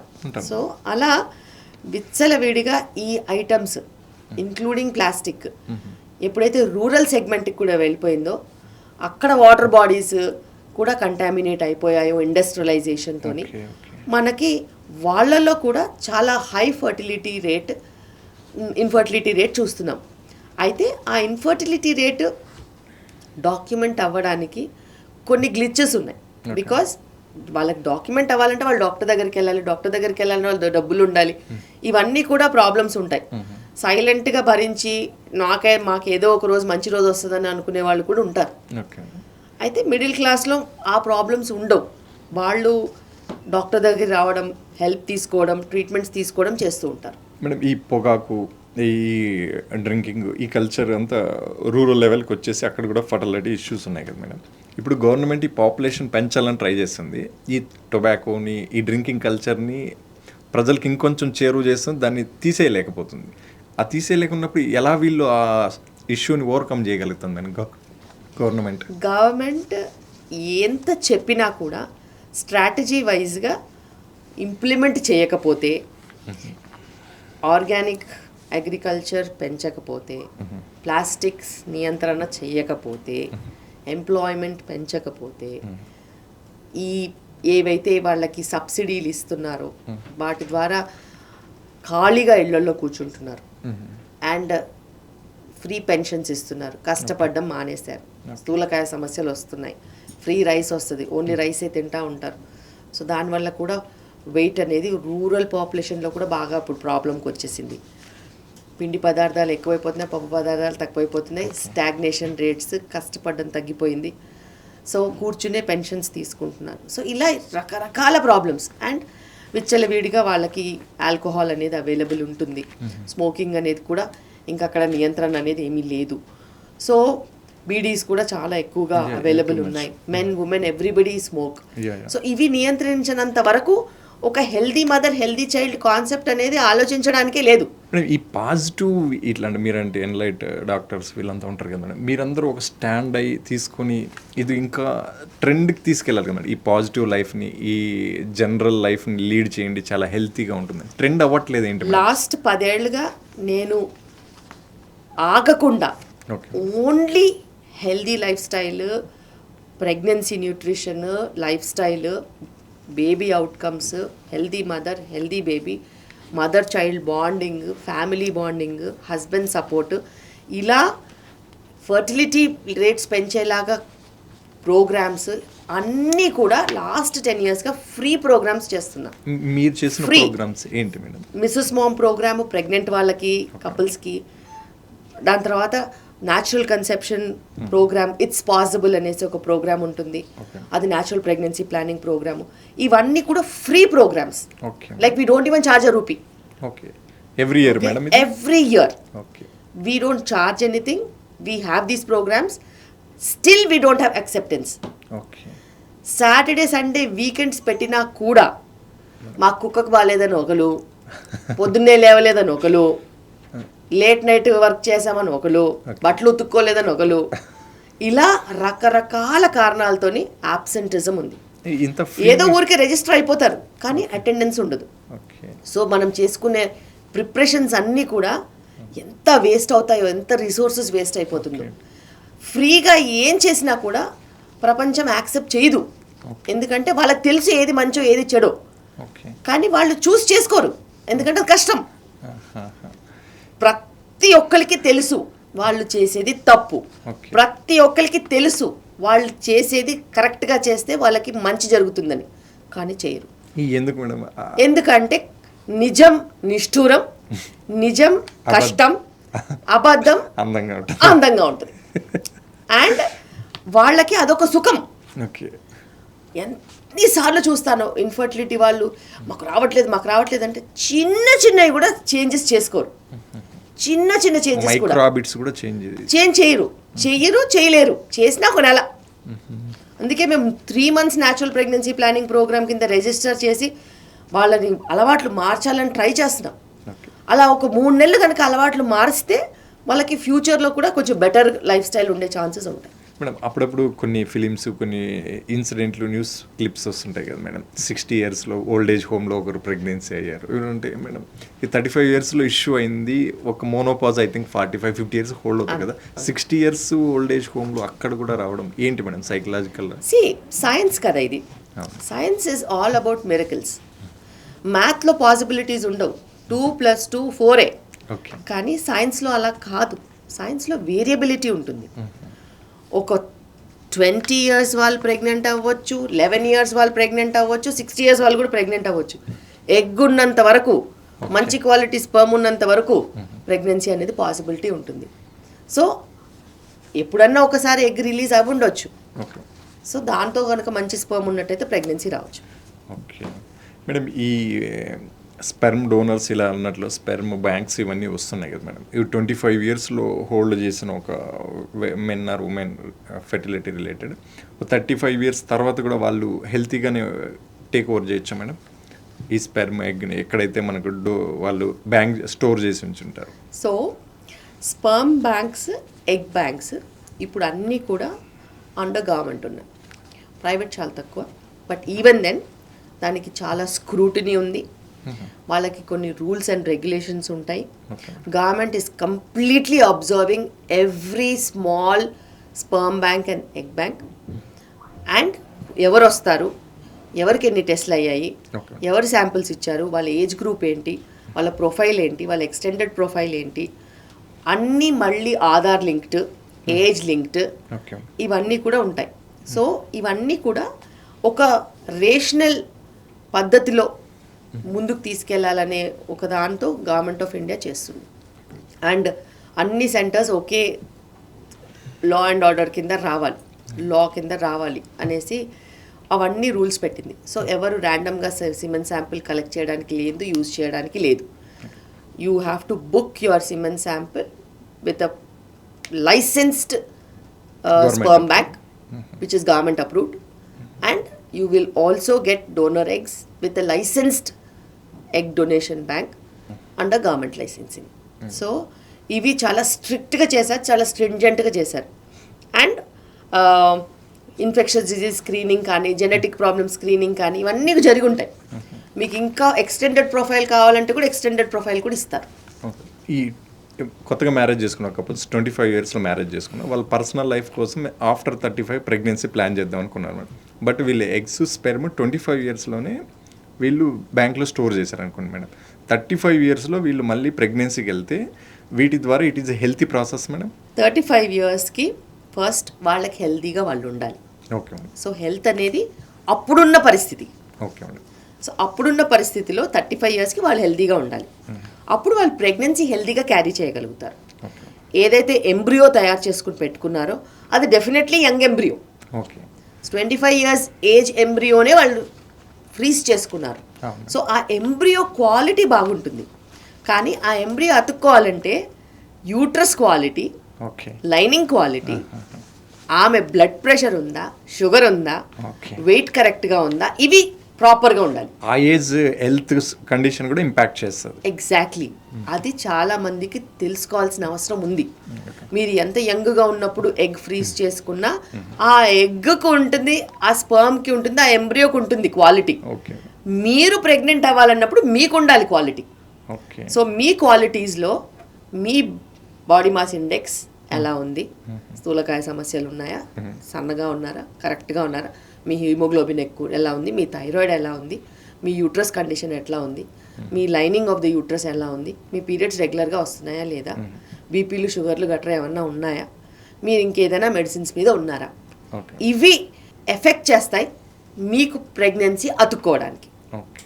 Age is always a number. So implantation అంటే ప్రెగ్నెన్సీ అతుక్కునే ఛాన్స్ 35 తర్వాత డ్రాప్ అవుతుంది. అది కూడా మనం కన్సిడర్ చేయాలి. ఎంబ్రియో ఎంత బాగా క్వాలిటీ ఉన్నా ఇంప్లాంటేషన్ తగ్గినట్టు అవుతే ఏజ్ రిలేటెడ్గా మనకి ఇష్యూస్ ఉంటాయి. సార్ 25లో స్టోర్ చేసిన వీళ్ళు 35లో ప్లాన్ చేసిన వీళ్ళకంటే అసలేమి స్టోర్ చేయకుండా ప్లాన్ చేయకుండా 35లో ప్లాన్ చేసే వీళ్ళిద్దరికి కంపారిటివ్లో who is the better way of madam? 35లో ఎగ్ క్వాలిటీ బ్యాడ్ ఉంటుంది, స్పర్మ్ క్వాలిటీ కూడా కాంప్రమైజ్డ్గా ఉంటుంది. సో వాళ్ళకి 2 ప్రాబ్లమ్స్ ఉంటాయి. అప్పుడు వాళ్ళకున్న పారామీటర్స్ ప్లస్ ప్లస్ ఆ పారామీటర్స్కి తగ్గట్టు ఏజ్ రిలేటెడ్గా ఉన్న ఎగ్ స్పర్మ్ కూడా. సో ఎప్పుడైనా మనం చూసుకున్నట్టు అయితే ఒక young egg and young sperm young ఎంబ్రియోకి బెటర్ ఛాన్స్ ఉంటుంది. ఓకే. ఇప్పుడు ఈ మధ్య బయట కొన్ని ఫెర్టిలిటీ సెంటర్లో కొన్ని ఆల్మోస్ట్ ఆల్ హాస్పిటల్ ముందుగా మేము నార్మల్ డెలివరీ చేయబడును అని ఉంటుంది madam. How it possible? Caesareans ఎక్కువైపోతున్న వాళ్ళు ఖచ్చితంగా మేము నార్మల్ చేస్తామని ఎలా చెప్తారు మేడం? ఎప్పుడు ఎవరికి ఏ పేషెంట్కి ఏ మదర్కి డెలివరీ ఎట్లా అవుతుందో చెప్పలేం. ఓకే. It's impossible. ఓకే. ఎందుకంటే లాస్ట్ మినిట్ ప్రాబ్లమ్స్ కూడా ఎన్నో ఉంటున్నాయి ఇప్పుడు. ప్లాసెంటా ముదిరిపోవడం వల్ల, హై వెయిట్ మదర్స్ వల్ల, బీపీలు షుగర్లు ఉండడం మూలన చాలా పారామీటర్స్ మారిపోతున్నాయి. సో ఖచ్చితంగా నార్మలే చేస్తాము అని ఎక్కడ రాయడానికి లేదు, చెప్పడానికి లేదు. అయితే మేము గైడ్ చేస్తాం, మేము సపోర్ట్ చేస్తాం, మేము అబ్జర్వ్ చేస్తాం, and we will make sure that you are in the best of the condition to give birth to your child. అయితే ఎప్పుడైనా ఈరోజు వచ్చేసి నార్మల్ డెలివరీ చేయమంటే నార్మల్ డెలివరీ అయ్యే ఛాన్స్ 50% ఉంటుంది. కానీ నువ్వు 9 months ట్రావెల్ చేసి జర్నీలో మనం చూసుకుని అన్నీ సవ్యంగా సెట్ చేసుకుని వేరే ఏ ఇష్యూస్ లేవు అంటే వాళ్ళకి నార్మల్ డెలివరీ అయ్యే అవకాశం 80-85% ఉంటుంది. అండ్ కాంప్లికేషన్స్ ఏవి లేకపోతే, కాంప్లికేషన్స్ ఉన్నా కూడా ఒక మంచి positive intention, supporting partner, helpful family, positive thinking doctor and in and around staff and team అంటే చాలా ఇంపార్టెంట్. ఒక జాయింట్ ఫ్యామిలీ ఒక్క డాక్టరే ఉంది, ఎంతమందికి నార్మల్ చేయగలుగుతుంది చెప్పండి? చేయలేరు. ఒక టీం ఉంది, ఒక 16-20 మంది టీం ఉంది, ఎవరికైనా చేయగలుగుతారు. 100%. సో చాలా ఇంపార్టెంట్, మీ ఆలోచించే విధానం కరెక్ట్గా ఉండాలి, మీరు కృషి పెట్టాలి, అలాగే పాజిటివ్గా ఆలోచించి మీకు సపోర్ట్ చేసే డాక్టర్ కూడా ఉండాలి. మేడం మొదట సిజరీన్ అయ్యి తర్వాత నార్మల్ డెలివరీ అయ్యే స్కోప్స్ కూడా ఉంటాయి మేడం? 100% ఉంటుంది. ఎందుకంటే ప్రతిసారి మనకి ఆ ఇండికేషన్ రాదు. అవును మేడం. ఒకవేళ మీ పెల్విస్ చిన్నగా ఉందనుకో మీకు ఎప్పటికీ నార్మల్ డెలివరీ అవ్వదు. ఆ పెల్విస్ ప్రాబ్లం. మీ పెల్విస్ మంచిగా ఉంది, బేబీ హెడ్ పెద్దగా ఉందనుకో, ఓకే, అక్కడ కూడా హయ్యర్ వెయిట్ బేబీకి పెద్ద హెడ్ ఉంటుంది. మీరు డైట్ రెస్ట్రిక్ట్ చేసుకుంటే నీకు నార్మల్ వెయిట్ వచ్చేసి నీకు డెలివరీ అయ్యే ఛాన్స్ ఉంటుంది. ప్లసెంటా కిందికి ఉంటే మీకు సెక్షన్ అవుతుంది. ప్లసెంటా ప్రతి ప్రెగ్నెన్సీలో కిందికి ఉండదు, నెక్స్ట్ ప్రెగ్నెన్సీలో పైకి ఉంటే మీరు వీబ్యాక్ ట్రై చేయొచ్చు. అలాగా కొన్ని రీజన్స్ మదర్ వల్ల, కొన్ని రీజన్స్ బేబీ వల్ల, కొన్ని రీజన్స్ ప్రెగ్నెన్సీ మెడికల్ కండిషన్ వల్ల కూడా మనకి సిజేరియన్స్ అవుతూ ఉంటాయి. అయితే ఆ కండిషన్స్ కనుక నెక్స్ట్ ప్రెగ్నెన్సీలో లేనప్పుడు ఖచ్చితంగా మనము నార్మల్ ట్రయల్ చేయొచ్చు. అండ్ చాలాసార్లు ఆడవాళ్ళు ఇన్ఫ్లుయెన్స్ అయిపోతూ ఉంటారు, అమ్మో నార్మల్ డెలివరీ చాలా పెయిన్స్, నాకు సెక్షన్ చేసేయండి అనేసి అక్కడో ఎక్కడో సెక్షన్ చేసుకుంటారు. సెక్షన్ అయిపోయిన తర్వాత సెక్షన్ ఎంత పెయిన్ఫుల్లో ఆలోచించి తెలిసిన తర్వాత నేను నార్మలే చేయించుకుంటా అని చెప్పి నాలాంటి వాళ్ళ దగ్గర ఎత్తుక్కుంటూ వస్తారు. కొద్దిసేపు ఓపిక పట్టినా కుదిరితే సేఫ్గా ఉంటే వేరే ఏ ప్రాబ్లం లేకపోతే పాసిబిలిటీ ఉంటే normal delivery, vaginal delivery is one of the best things. Normal డెలివరీకి పాసిబిలిటీ లేదు, రిస్క్ ఉంది మదర్కి చైల్డ్కి అంటే సిజేరియనే బెస్ట్. రిస్క్ లేనప్పుడు నార్మల్ వెజైనల్ డెలివరీయే బెస్ట్. సో ఇది చాలామంది అర్థం చేసుకుని ఇప్పుడు వీబ్యాక్స్కి వస్తున్నారు. వీబ్యాక్స్ని చూసిన వాళ్ళు ఫస్ట్ డెలివరీ వాళ్ళు కూడా నార్మల్ ట్రై చేస్తున్నారు. మేడం ఇప్పుడు 3-4 మెంబర్ 3-4 పిల్లల్ని కనండి అని అంటున్నారు. మోస్ట్ ఆఫ్లీ ఫెసిలిటీస్ లేనప్పుడు ఒక ఉమెన్ బాడీ ఎన్ని సిజరీన్ ఆపరేషన్స్ తట్టుకోగలుగుతారు madam? In unexperienced surgeons hand, okay, qualified surgeons hand, healthy mother, eating well, supported well, okay, and recovery well, okay, good hospital with good blood bank support, NICU support అంతా కరెక్ట్గా ఉన్నట్టు అయితే నువ్వు 4 కాదు 7 సిజేరియన్లు కూడా చేసుకోవచ్చు. 7 caesareans. Yes, but there will be risk, there will be problems. నువ్వు దానికి రెడీగా ఉండాలి. డెఫినెట్గా కేర్ ఎక్కువ ఉంటుంది. You have to be completely observing her on a regular basis. Otherwise, 2 cesareans are only safe. Third one is also a little risk. Okay. Fourth one, not at all, should be attempted. Okay. But there are communities where you have to have a child. అలాంటప్పుడు ప్రాణం మీదకి వచ్చినంత problems ఉంటాయి వాళ్ళకి. మనం కూర్చొని judge చేయడం చాలా ఈజీ. వాళ్ళకేం ప్రాబ్లం ఉందో వాళ్ళు మళ్ళీ కనాలనుకుంటున్నారు. వాళ్ళది కూడా సపోర్ట్ చేయడానికి ఒక డాక్టర్ ఉండాలి కదా. 100% మేడం. మరి అలాంటి ధైర్యంగా ఉన్న డాక్టర్ దగ్గరికి వెళ్తేనే, డాక్టర్ ధైర్యం ఎక్కడి నుంచి వస్తుంది? మంచి హాస్పిటల్ నుంచే వస్తుంది కదా, అవును మేడం. మంచి ఫెసిలిటీ నుంచే వస్తుంది కదా. Facility ఉంది. చిన్న చిన్న ఫెసిలిటీస్ వాళ్ళు ఎప్పుడు ట్రై కూడా చేయొద్దు, రిస్క్ తీసుకోరు. అస్సలు ట్రై చేయొద్దు, Equipments. ఎక్స్పెరిమెంట్ కూడా చేయొద్దు. ఓకే. గుండె ధైర్యం ఉండాలి, చుట్టూ సపోర్టివ్ టీమ్ సిస్టమ్ ఉండాలి, ఎకోసిస్టమ్ ఉండాలి. ధైర్యం ఒక్కటే కాదు, వ్యవస్థ కూడా ఉండాలి. ఓకే. అండ్ వ్యవస్థనికి తగ్గట్టు వీళ్ళ దగ్గర సంపాదన కూడా ఉండాలి. నా దగ్గర ఏమీ లేదు, నేను 4వ సెక్షన్కి వచ్చానంటే ఎట్లా ఉంటుంది చెప్పండి? అప్పుడు వర్కౌట్ అవ్వడం చాలా తక్కువ. ఎగ్జాక్ట్లీ. నువ్వు ప్రతి ఉన్న చోట గవర్నమెంట్ హాస్పిటల్ ఉండదు, ప్రతి గవర్నమెంట్ హాస్పిటల్లో నీకు ఫెసిలిటీస్ ఉండవు, బ్లడ్ బ్యాంక్స్ ఉండవు, ఎన్ఐసియూస్ ఉండవు, నువ్వు లైఫ్లో రిస్క్ తీసుకోలేవు. ఇవన్నీ కూడా పుస్తకాల్లో చూడడానికి వినడానికి హాయిగా ఉంటుంది తప్పితే, నేను చేశాను 7 సిజేరియన్, నేను సేమ్ పేషెంట్కి చేశాను. సింగిల్ పేషెంట్, సింగిల్ పేషెంట్కి 7th సిజేరియన్ నేను చేశాను. బికాస్ ఆమె కష్టం నాకు తెలుసు. ఆ women working women or agriculture women? No, she's a homemaker. Okay. Homemaker, but వాళ్ళకున్న పరిస్థితులు వేరు. ఓకే. వాళ్ళకున్న ప్రెషర్లో వాళ్ళు పిల్లలు కాకుండా ఆపరేషన్ చేయించుకోలేరు. ఓకే. ఓకే. వాళ్ళకి అది వాళ్ళ ప్రొఫెషన్లో అదొక నీడ్. వాళ్ళు పిల్లలు కాకుండా ఆపరేషన్ చేయించుకుంటే వాళ్ళకున్న వాళ్ళ హస్బెండ్కి వర్క్ పోతుంది. What is that madam? Community సర్వీస్లో వాళ్ళు ఉన్నారు. ఓకే. ఓకే. సో ఆ కమ్యూనిటీ సర్వీస్లో ఆయన జాబ్కి రిక్వైర్మెంట్ వైఫ్కి ట్యూబెక్టమీ అవ్వద్దు. ఓకే. ఒకవేళ అయితే he has to marry again. Okay. So అట్లాంటి వర్క్స్ కూడా ఉన్నాయి మన దేశంలో. ఓకే. సో అలాంటప్పుడు ఆవిడని వదిలేస్తాడా, లేకపోతే ఫ్యామిలీ ప్లానింగ్ పాటిస్తాడా, ఏం చేయాలి? బట్ చాలా ప్రేమ వాళ్ళకి. వాళ్ళు ఎంచక్కా మంచిగా 7 మంది పిల్లల్ని కరెక్ట్గా పెంచుకుంటున్నారు. ఓకే. కరెక్ట్గా పద్ధతిగా పెంచుకుంటున్నారు. మేడం 30 ఇయర్స్లో ఒక 2 సిజరీన్స్ అయిపోయిన ఒక ఉమెన్ ఆఫ్టర్ 60 ఇయర్స్ తర్వాత వీటి ఇంపాక్ట్ ఎలా ఉండబోతుంది మేడం? వీటి ఇంపాక్ట్ ఆ టైంకి ఉండదు. మీరు ఎప్పుడైనా కానీ ఏదైనా ప్రాబ్లం అయితే మీరు మెయింటెనెన్స్ చాలా ఇంపార్టెంట్. ఓకే. సిజేరియన్ అయిన తర్వాత రక్తహీనత కనుక ఉన్నట్టు అయితే, అది కరెక్ట్గా హీల్ అవ్వకపోతే ఓకే. మీకు హర్నియాస్ వచ్చే ఛాన్స్ ఉంటుంది. ఓకే. అదొక వీక్ పాయింట్ కింద ఉండి దగ్గినా తుమ్మినా మనకి ప్రాబ్లమ్స్ వచ్చే ఛాన్స్ ఉంటుంది, పెయిన్ వచ్చే ఛాన్స్ ఉంటుంది. అదే రక్తహీనత లేకుండా మంచిగా టైంకి ఫుడ్ తీసుకుని కరెక్ట్గా హీలింగ్ అయినట్టు అయితే మనకి ఆ టైంలో వేరే ప్రాబ్లమ్స్ ఉండవు. అయితే కొంతమందికి యూట్రస్ ఇలా అతుక్కొని ఉంటుంది. ఎక్కడైతే సెక్షన్ అవుతుందో ఆ సెక్షన్ దగ్గర అతుక్కొని ఉంటుంది. వాళ్ళు 60 ఇయర్స్కి ఎప్పుడైనా యూట్రస్ తీయాల్సిన సర్జరీ కనుక వెళ్ళాల్సి వస్తే ఆ యూట్రస్ అలా అతుక్కోవడం మూలాన మనకి ప్రాబ్లమ్స్ రావచ్చు. సర్జరీలో అతుకులు ఉండడము, అలాంటి ప్రాబ్లమ్స్ వచ్చే అవకాశాలు ఉంటాయి. ఈ గర్భసంచి ఆపరేషన్స్ 40-50 ఇయర్స్ తర్వాత తీసేసి ఒక ఇష్యూస్ చాలా ఎక్కువగా అవుతుంది మేడం. అప్పటి వరకు ఇంపాక్ట్ ఉన్నది, ఆ ఏజ్ దాటాక పర్సనల్ హెల్త్ డ్యామేజ్ అయ్యేలా ఎందుకు చేంజ్ అవుతుంది? ఎందుకంటే ఇప్పుడున్న పరిస్థితుల్లో ఈస్ట్రోజన్ సైకిల్స్ ఎక్కువగా ఉన్నాయి. పిల్లలు తక్కువ మంది ఉంటే ఎక్కువ ఈస్ట్రోజన్ సైకిల్స్ ఉంటాయి. సో ఎప్పుడైతే ప్రెగ్నెన్సీస్ ఎవ్రీ 2 ఇయర్స్కి ఒక ప్రెగ్నెన్సీ వస్తే 1 ఇయర్ ప్రెగ్నెన్సీ టైంలో అంతా ఎగ్ రిలీజ్ అవ్వదు. ఫీడింగ్ ఇస్తే ఇంకొక 1 ఇయర్ ఎగ్ రిలీజ్ అవ్వదు. సో 2 ఇయర్స్ వరకు అప్రాక్సిమేట్లీ 1.5 to 2 ఇయర్స్ వరకు ఈస్ట్రోజన్ సైకిల్స్ ఉండవు. ఇదర్ ప్రొజెస్ట్రాన్, ప్రొలాక్టిన్ ఇవే నడిపిస్తాయి.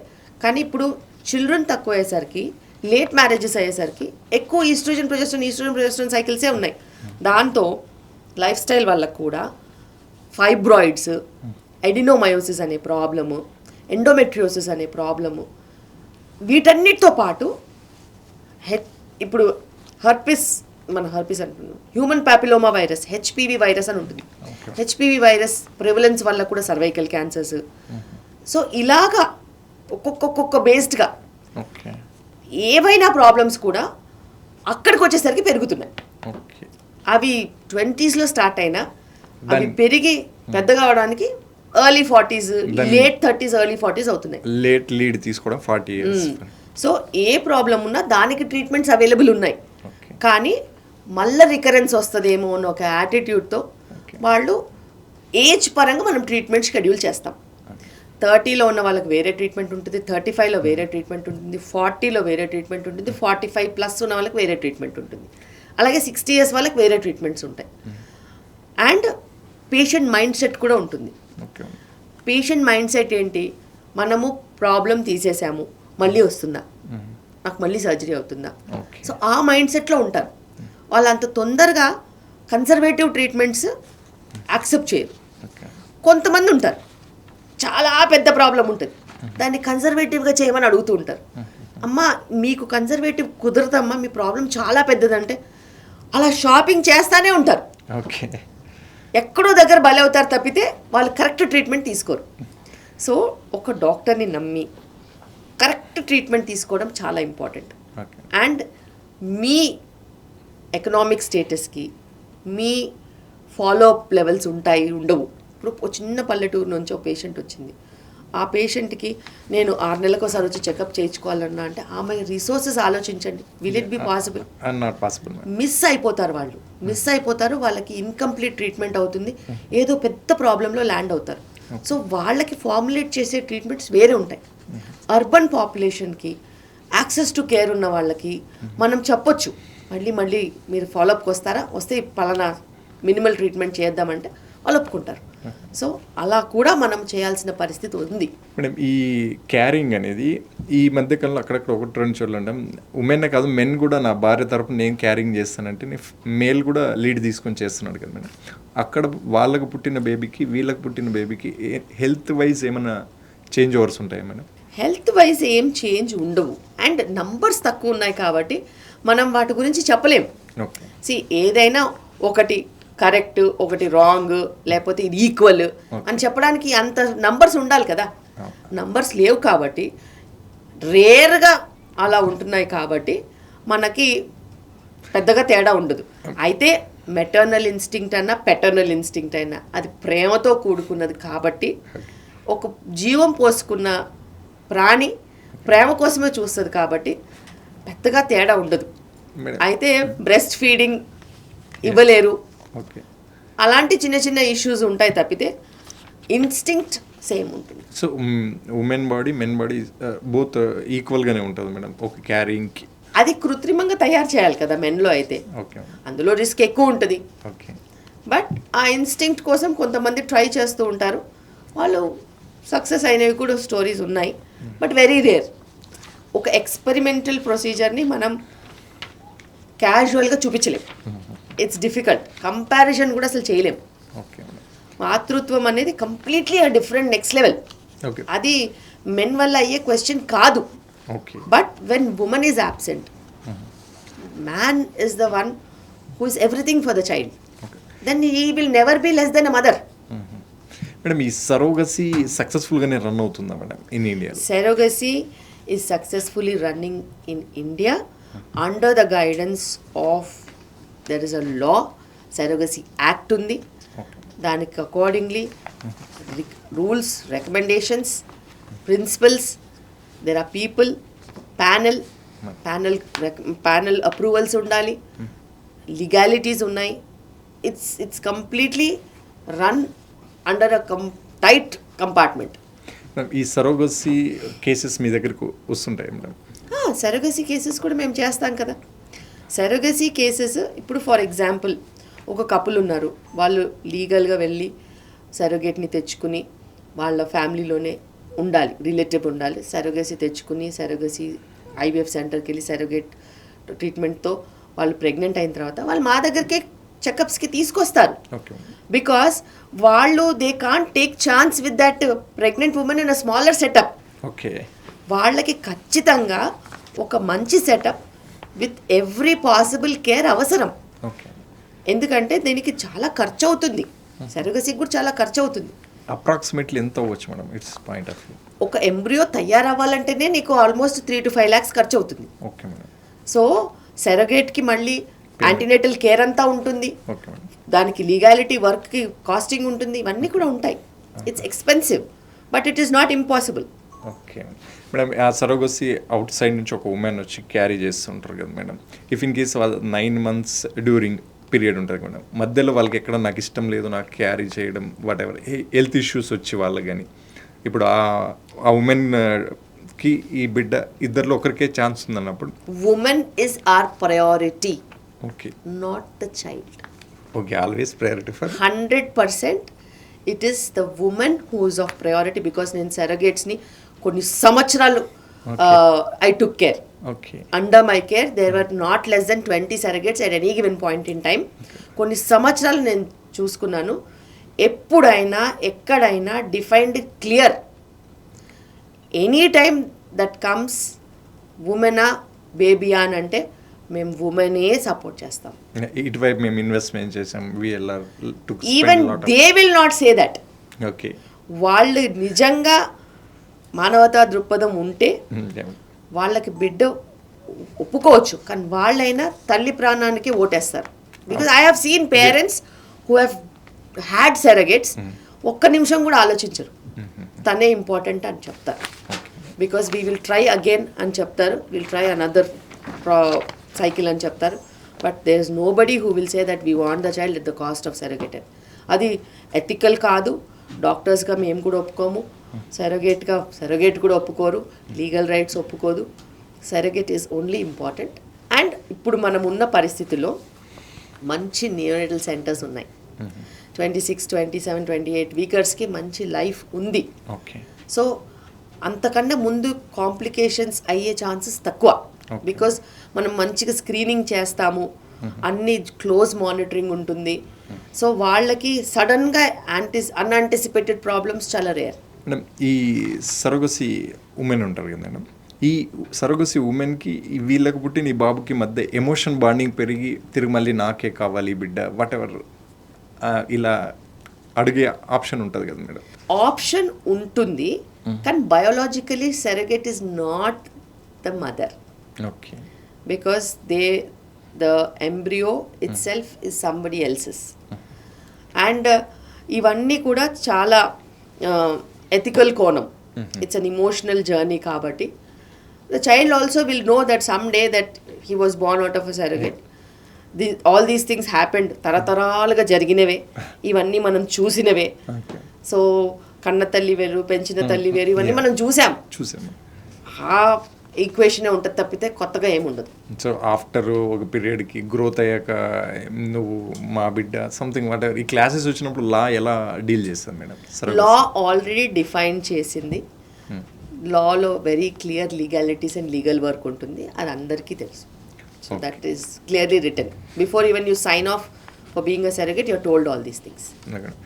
ఈ ఫస్ట్ ప్రెగ్నెన్సీ పీరియడ్లో ఉన్నప్పుడు ఈ హస్బెండ్ సపోర్ట్ నుంచి వాళ్ళ సెక్సువల్ లైఫ్ ఎప్పటి వరకు హెల్తీగా కంటిన్యూ చేయొచ్చు మేడం? ఎప్పుడైనా కూడా ఈ సెక్షువల్ లైఫ్కి ప్రెగ్నెన్సీకి పెద్దగా రెస్ట్రిక్షన్స్ ఉండవు, unless and until there is some reason. వేరే ఏదైనా రీజన్ ఉంటే తప్పితే మేమేమి సెక్షువల్ లైఫ్ ఆపం. Okay madam. సో ఇండియాలో సెక్స్ ఎడ్యుకేషన్ ఆ గ్రోతింగ్ అంటే ఆ లిటరరీ ఉందా మేడం బేసికలీ ఇండియాలో? సెక్స్ ఎడ్యుకేషన్ అనేది ఇద్దరు చేయాల్సిన పని. ఒకటి parents, second thing school. And ఎవరికి చేతనైంది వాళ్ళు చేస్తారు, ఎవరి పరిధిలో వాళ్ళు చేస్తారు. ఒకళ్ళు కాకపోతే ఒకళ్ళు సపోర్ట్ చేసుకుని ఎడ్యుకేషన్ అయితే ఉంది. అండ్ ఇప్పుడు lot of non government organizations, NGOs కూడా చేస్తున్నారు ఆ ఫీల్డ్లో ఎడ్యుకేట్ చేయడానికి. అండ్ అది కాకుండా రెస్పాన్సిబుల్ సోషల్ మీడియా కాంటెంట్ కూడా ఉంటుంది. They are able to support such good causes. So education అనేది ఉంది, కానీ తీసుకోవడమే. వెస్ట్రన్ కంట్రీస్లో ఉన్నంతగా ఇండియాలో లేదు. అదే ఎక్కువ ఉమెన్ మీద జరిగే క్రైమ్ కానీ వాటెవర్ అబ్యూజ్కి మెయిన్ రీజన్ అవుతుంది అని ఒక కామెంట్ ఉంది. సి అబ్యూస్కి క్రైమ్కి కంప్లీట్లీ డిఫరెంట్ రీజన్స్ ఉన్నాయి. అది యాటిట్యూడ్ ప్రాబ్లం.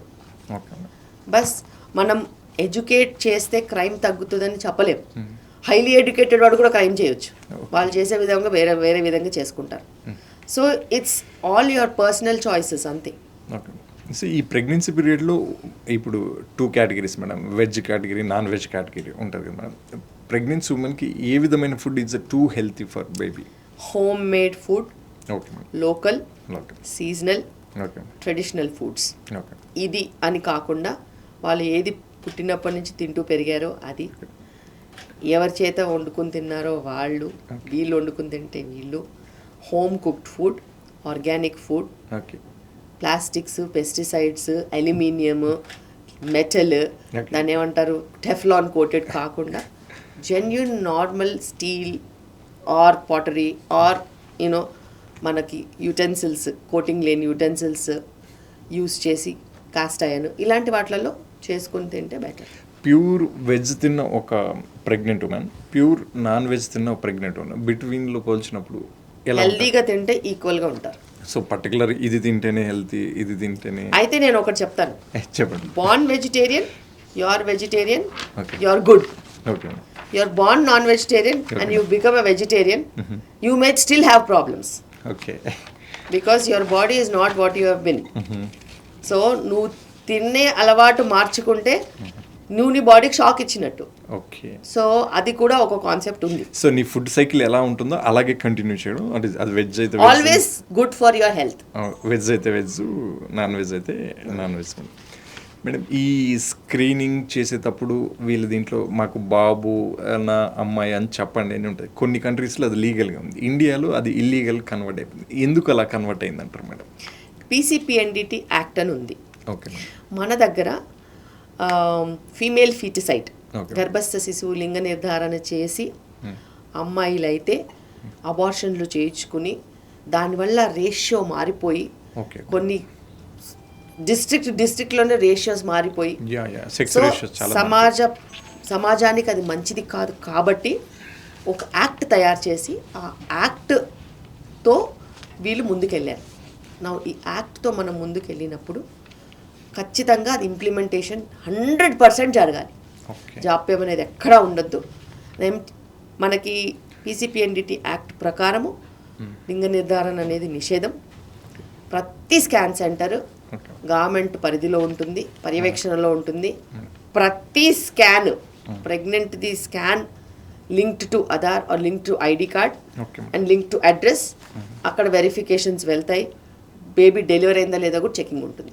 ఓకే. ఇంత టూ లాజ్ ఉంటుంది మేడం. ఈ social media what ever, Gemini, AI వీటి దీంట్లో శిల్పారెడ్డి మేడం ఒక మంచి డాక్టర్ అంటారు, ఇంకొక మేడం, సో XYZ వీళ్ళ వింటారు కదా. వీళ్ళ దీంట్లో డేటా ఓవర్లాప్ అవుతూ ఉంటుంది కదా మేడం. సో మేము ఎలా ఫైండ్ అవుట్ చేయాలి రైట్ థింక్ అనేది? మీరు ఒకటి రైట్ థింక్ అని చెప్తారు, ఇంకోటి రైట్ థింక్ అని. ఈ దీంట్లో ఒక చిన్న కాన్ఫ్లిక్ట్ వస్తుంది మేడం.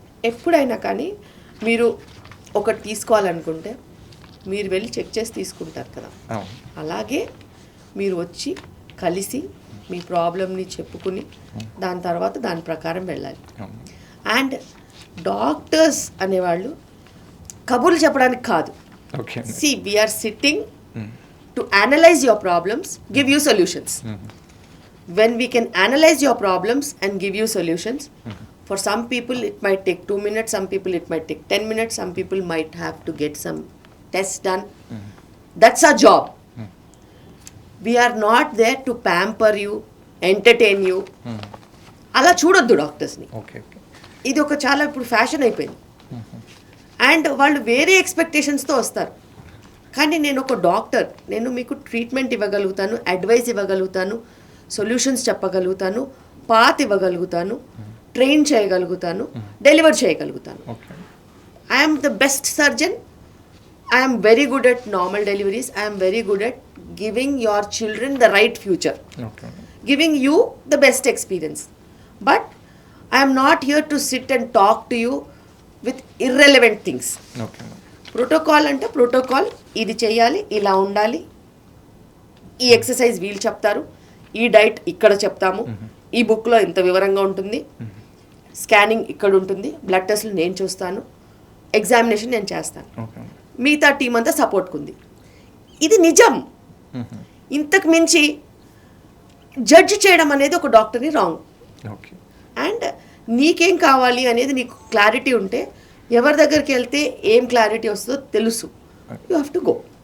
ఇన్స్టాలో ఒక పాయింట్ ఇట్లా చెప్పినట్టు మళ్ళీ యూట్యూబ్లో ఒకటి see, ఈ డేటా కన్ఫ్యూజ్డ్ ఉంటుంది డేటా ఆబ్వియస్లీ కన్ఫ్యూజ్డ్ ఉంటుంది. సో రైట్ ఫర్ ఎగ్జాంపుల్ చెప్తాను, మార్నింగ్ నువ్వు డాక్టర్ దగ్గరికి వెళ్ళాలి, ఓకే మేడం నీ కుక్క సిక్ అయిపోయింది, ఓకే మేడం దాన్ని హాస్పిటల్ దగ్గర తీసుకెళ్లాల్సి వచ్చింది, మళ్ళీ వచ్చి అపాయింట్మెంట్ క్యాన్సిల్ అయింది, దాని తర్వాత ఇంకో అపాయింట్మెంట్ దొరికింది, నువ్వు మళ్ళీ ట్రాఫిక్ జామ్లో ఇరుక్కున్నావు, ట్రాఫిక్ జామ్లో నుంచి వచ్చావు, కూర్చున్నావు, నువ్వు నీ ప్రాబ్లం చెప్పావు, నేను మెడిసిన్ రాశాను, పంపించేశాను. ఓకే, ఇది ఒక సినారియో. ఇంకో సినారియో, నువ్వు ఇంట్లోంచి బయలుదేరావు, వచ్చావు, నువ్వు ప్రాబ్లం చెప్పావు, నేను మెడిసిన్ రాశాను, టెస్ట్లు అయిపోయింది, చెక్ చేశాను, పంపించేశాను. ఇప్పుడు ఇంత పెయిన్ చూసి వచ్చిన వాళ్ళకి ఏంటి 2 నిమిషాలే చూసింది అంతే కదా మేడం అలా అనుకుంటారు.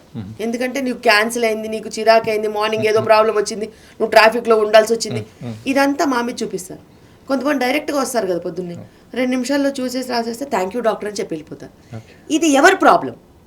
ఇది నా ప్రాబ్లం కాదు. సో మీ టైం 2 minutes ఉంది, బట్ వీళ్ళు ఎలా వచ్చారు? నేను 2 minutes అని కాదు, నీ ప్రాబ్లం నాకు అనలైజ్ అయ్యి నాకు సొల్యూషన్ వచ్చేంత వరకు నేను మాట్లాడుతూనే ఉంటాను. ఈక్వల్ టైం కేటాయిస్తున్నారు. నీ ప్రాబ్లం నాకు తెలిసేంత వరకు నేను చూడాల్సిందే. ఓకే, పంపించము. ఓకే, అసలు ప్రాబ్లం తెలియకుండా ఎట్లా పంపిస్తాము? పంపించలేరు. సో నీ ప్రాబ్లం నాకు అర్థమై నాకు నీ ప్రాబ్లంకి సొల్యూషన్ దొరికిందంటేనే నా పెన్ను పెట్టి పంపిస్తాను. ఓకే, ట్రీట్మెంట్ లేకుండా పంపించలేం, క్లారిటీ ఇవ్వకుండా పంపించలేం. కానీ కొంతమంది క్లారిటీ ఎక్స్పెక్ట్, వాళ్ళ క్లారిటీ వేరే ఉంటుంది. వాళ్ళు ఒకటి అనుకుని వస్తారు, అది చెప్పేంత వరకు అది కాదు అంటే ఒప్పుకోరు, దాని చుట్టే తిరుగుతూ ఉంటారు. సో ఇవన్నీ కన్ఫ్యూజ్ సోల్స్. అండ్ ఇప్పుడు ఇన్ఫర్మేషన్ ఎంత వచ్చిందంటే వాళ్ళే డయాగ్నోసిస్తో వస్తారు, వాళ్ళే మనం సరిగ్గా చూస్తున్నామా లేదో చూస్తారు. కానీ మనకు అది కొత్త కాదు కదా. నీకంటే ఇప్పుడు ఇన్ఫర్మేషన్ కొత్త, నాకేం కొత్త? నేను 25 ఏళ్ళ నుంచి అదే ఇన్ఫర్మేషన్లో బతుకుతున్నాను. అండ్ ఆ ఇన్ఫర్మేషన్ చూస్తూ వస్తున్నాను, ఆ ట్రాన్సిషన్ చూస్తూ వస్తున్నాను, ఆ నంబర్స్ని మేనేజ్ చేస్తూ వస్తున్నాను. నాకెంత ఎక్స్పీరియన్స్ ఉండాలి? సో నేను ఎలా నీకు ట్రీట్మెంట్ ఇవ్వగలుగుతానని నువ్వు జడ్జి చేయొద్దు, నేను నీకు న్యాయం చేస్తాను. ఆ నమ్మకంతో రా, ఆ నమ్మకంతో వస్తే నీ పని అవుతుంది. ఆ నమ్మకం లేకుండా వస్తే వాళ్ళు 1/2 hour చూస్తున్నారు, మీరు 2 minutes చూస్తారు, నన్నేం చేయమంటావు? అది వాళ్ళకి 1/2 hour చూసినా నీకు వాళ్ళ క్లారిటీ రావట్లేదేమో నీ పొజిషన్ మీద. నాకు ఆ క్లారిటీ ఉంది, నా టీం మీద నాకు నమ్మకం ఉంది. సో ఇవన్నీ కూడా చాలా పర్సనల్గా ఉంటాయి. అండ్ డాక్టర్స్ని కమోడిటీస్ కింద చూడొద్దు. We're not commodities to rate us. ఎంత చిరాగ్గా ఉంటుంది తెలుసా? End of the day you go and people are rating you. We're not any product. ఒక ఫ్రూటో, ఒక కోలానో, ఒక రెస్టారెంటో అలా కాదు కదా. ప్రాణం పెట్టాం ఇక్కడ, కొన్ని సంవత్సరాలు పెట్టాం. ఫ్యామిలీ కూడా కాదనుకుని పొద్దున్న నుంచి రాత్రి వరకు వర్క్ చేస్తాం, ఎమర్జెన్సీ ఉంటే అర్ధరాత్రి కూడా వస్తాం. 24 hours. సో నిద్ర కూడా కాదనుకుని పని చేస్తాం అవసరం అనుకుంటే. ఎనీ టైం వైద్యం నారాయణ హరి ప్రాణం కోసం ఉన్నప్పుడు మమ్మల్ని మీరు రేట్ ఎట్లా చేస్తారు? అసలు అది తీసేయాలి. అండ్ నీ వ్యూ చూసి నలుగురు పాజిటివ్గా ఇన్ఫ్లుయెన్స్ అవ్వచ్చు, నెగిటివ్గా ఇన్ఫ్లుయెన్స్ అవ్వచ్చు, కొంతమంది ట్రామటైజ్ కూడా అవ్వచ్చు. నువ్వేదో రాస్తే నువ్వు దేనివల్ల రాసావు, నువ్వు ఏ సైకలాజికల్ కండిషన్లో రాసావు, నువ్వు ఎవరి మీద రాసావు, రాస్తే ఎలా ఉంటుంది? ఇప్పుడు మాకు రాసిన దాంట్లో బాత్రూమ్ వాజ్ నాట్ నైస్ అంటారు. బాత్రూమ్ నాట్ నైస్ డాక్టర్కి ఏం సంబంధం? It is patients personal hygiene. అవునా కదా? నువ్వు వాష్రూమ్కి వెళ్తావు, ఫ్లష్ చేసి నీట్గా క్లీనప్ చేసుకుని రావాలి, అవునా కదా? నీలాగే ఎవరో అన్క్లీన్గా చేసి పెట్టొస్తే ప్రాబ్లం డాక్టర్ది కాదు. గంటకి మనం క్లీన్ చేసినా కానీ నిమిషానికి వెళ్ళొచ్చే వాళ్ళు ఉంటారు. So if the washrooms are not nice, it is the patients who are at problem. So washroom impact, there will be people to clean, there will be people to maintain it, but it cannot be done minute on minute. So అట్లా కూడా ఏంటేంటో రాస్తారు. Madam, మీరు delivery పీరియడ్లో bad thing ఒక బేబీనో లేదంటే mother ఈ చనిపోయినప్పుడు రిలేటబుల్ ఉంటారు కదా మేడం, చాలా హై ఇమోషనల్ స్టేక్స్ నడుస్తూ ఉంటాయి.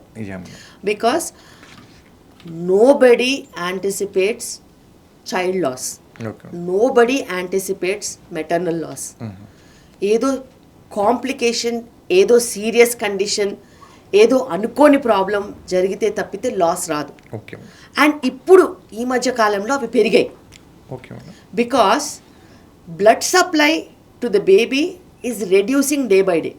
ఫర్ ఎగ్జాంపుల్ చెప్తాను, ఇప్పుడు మనం ప్లాసెంటా అని టెస్టింగ్ పంపిస్తే ప్లాసెంటాలో కూడా ప్లాస్టిక్స్ ఉంటున్నాయి, microplastics. Yes, microplastics have reach placenta.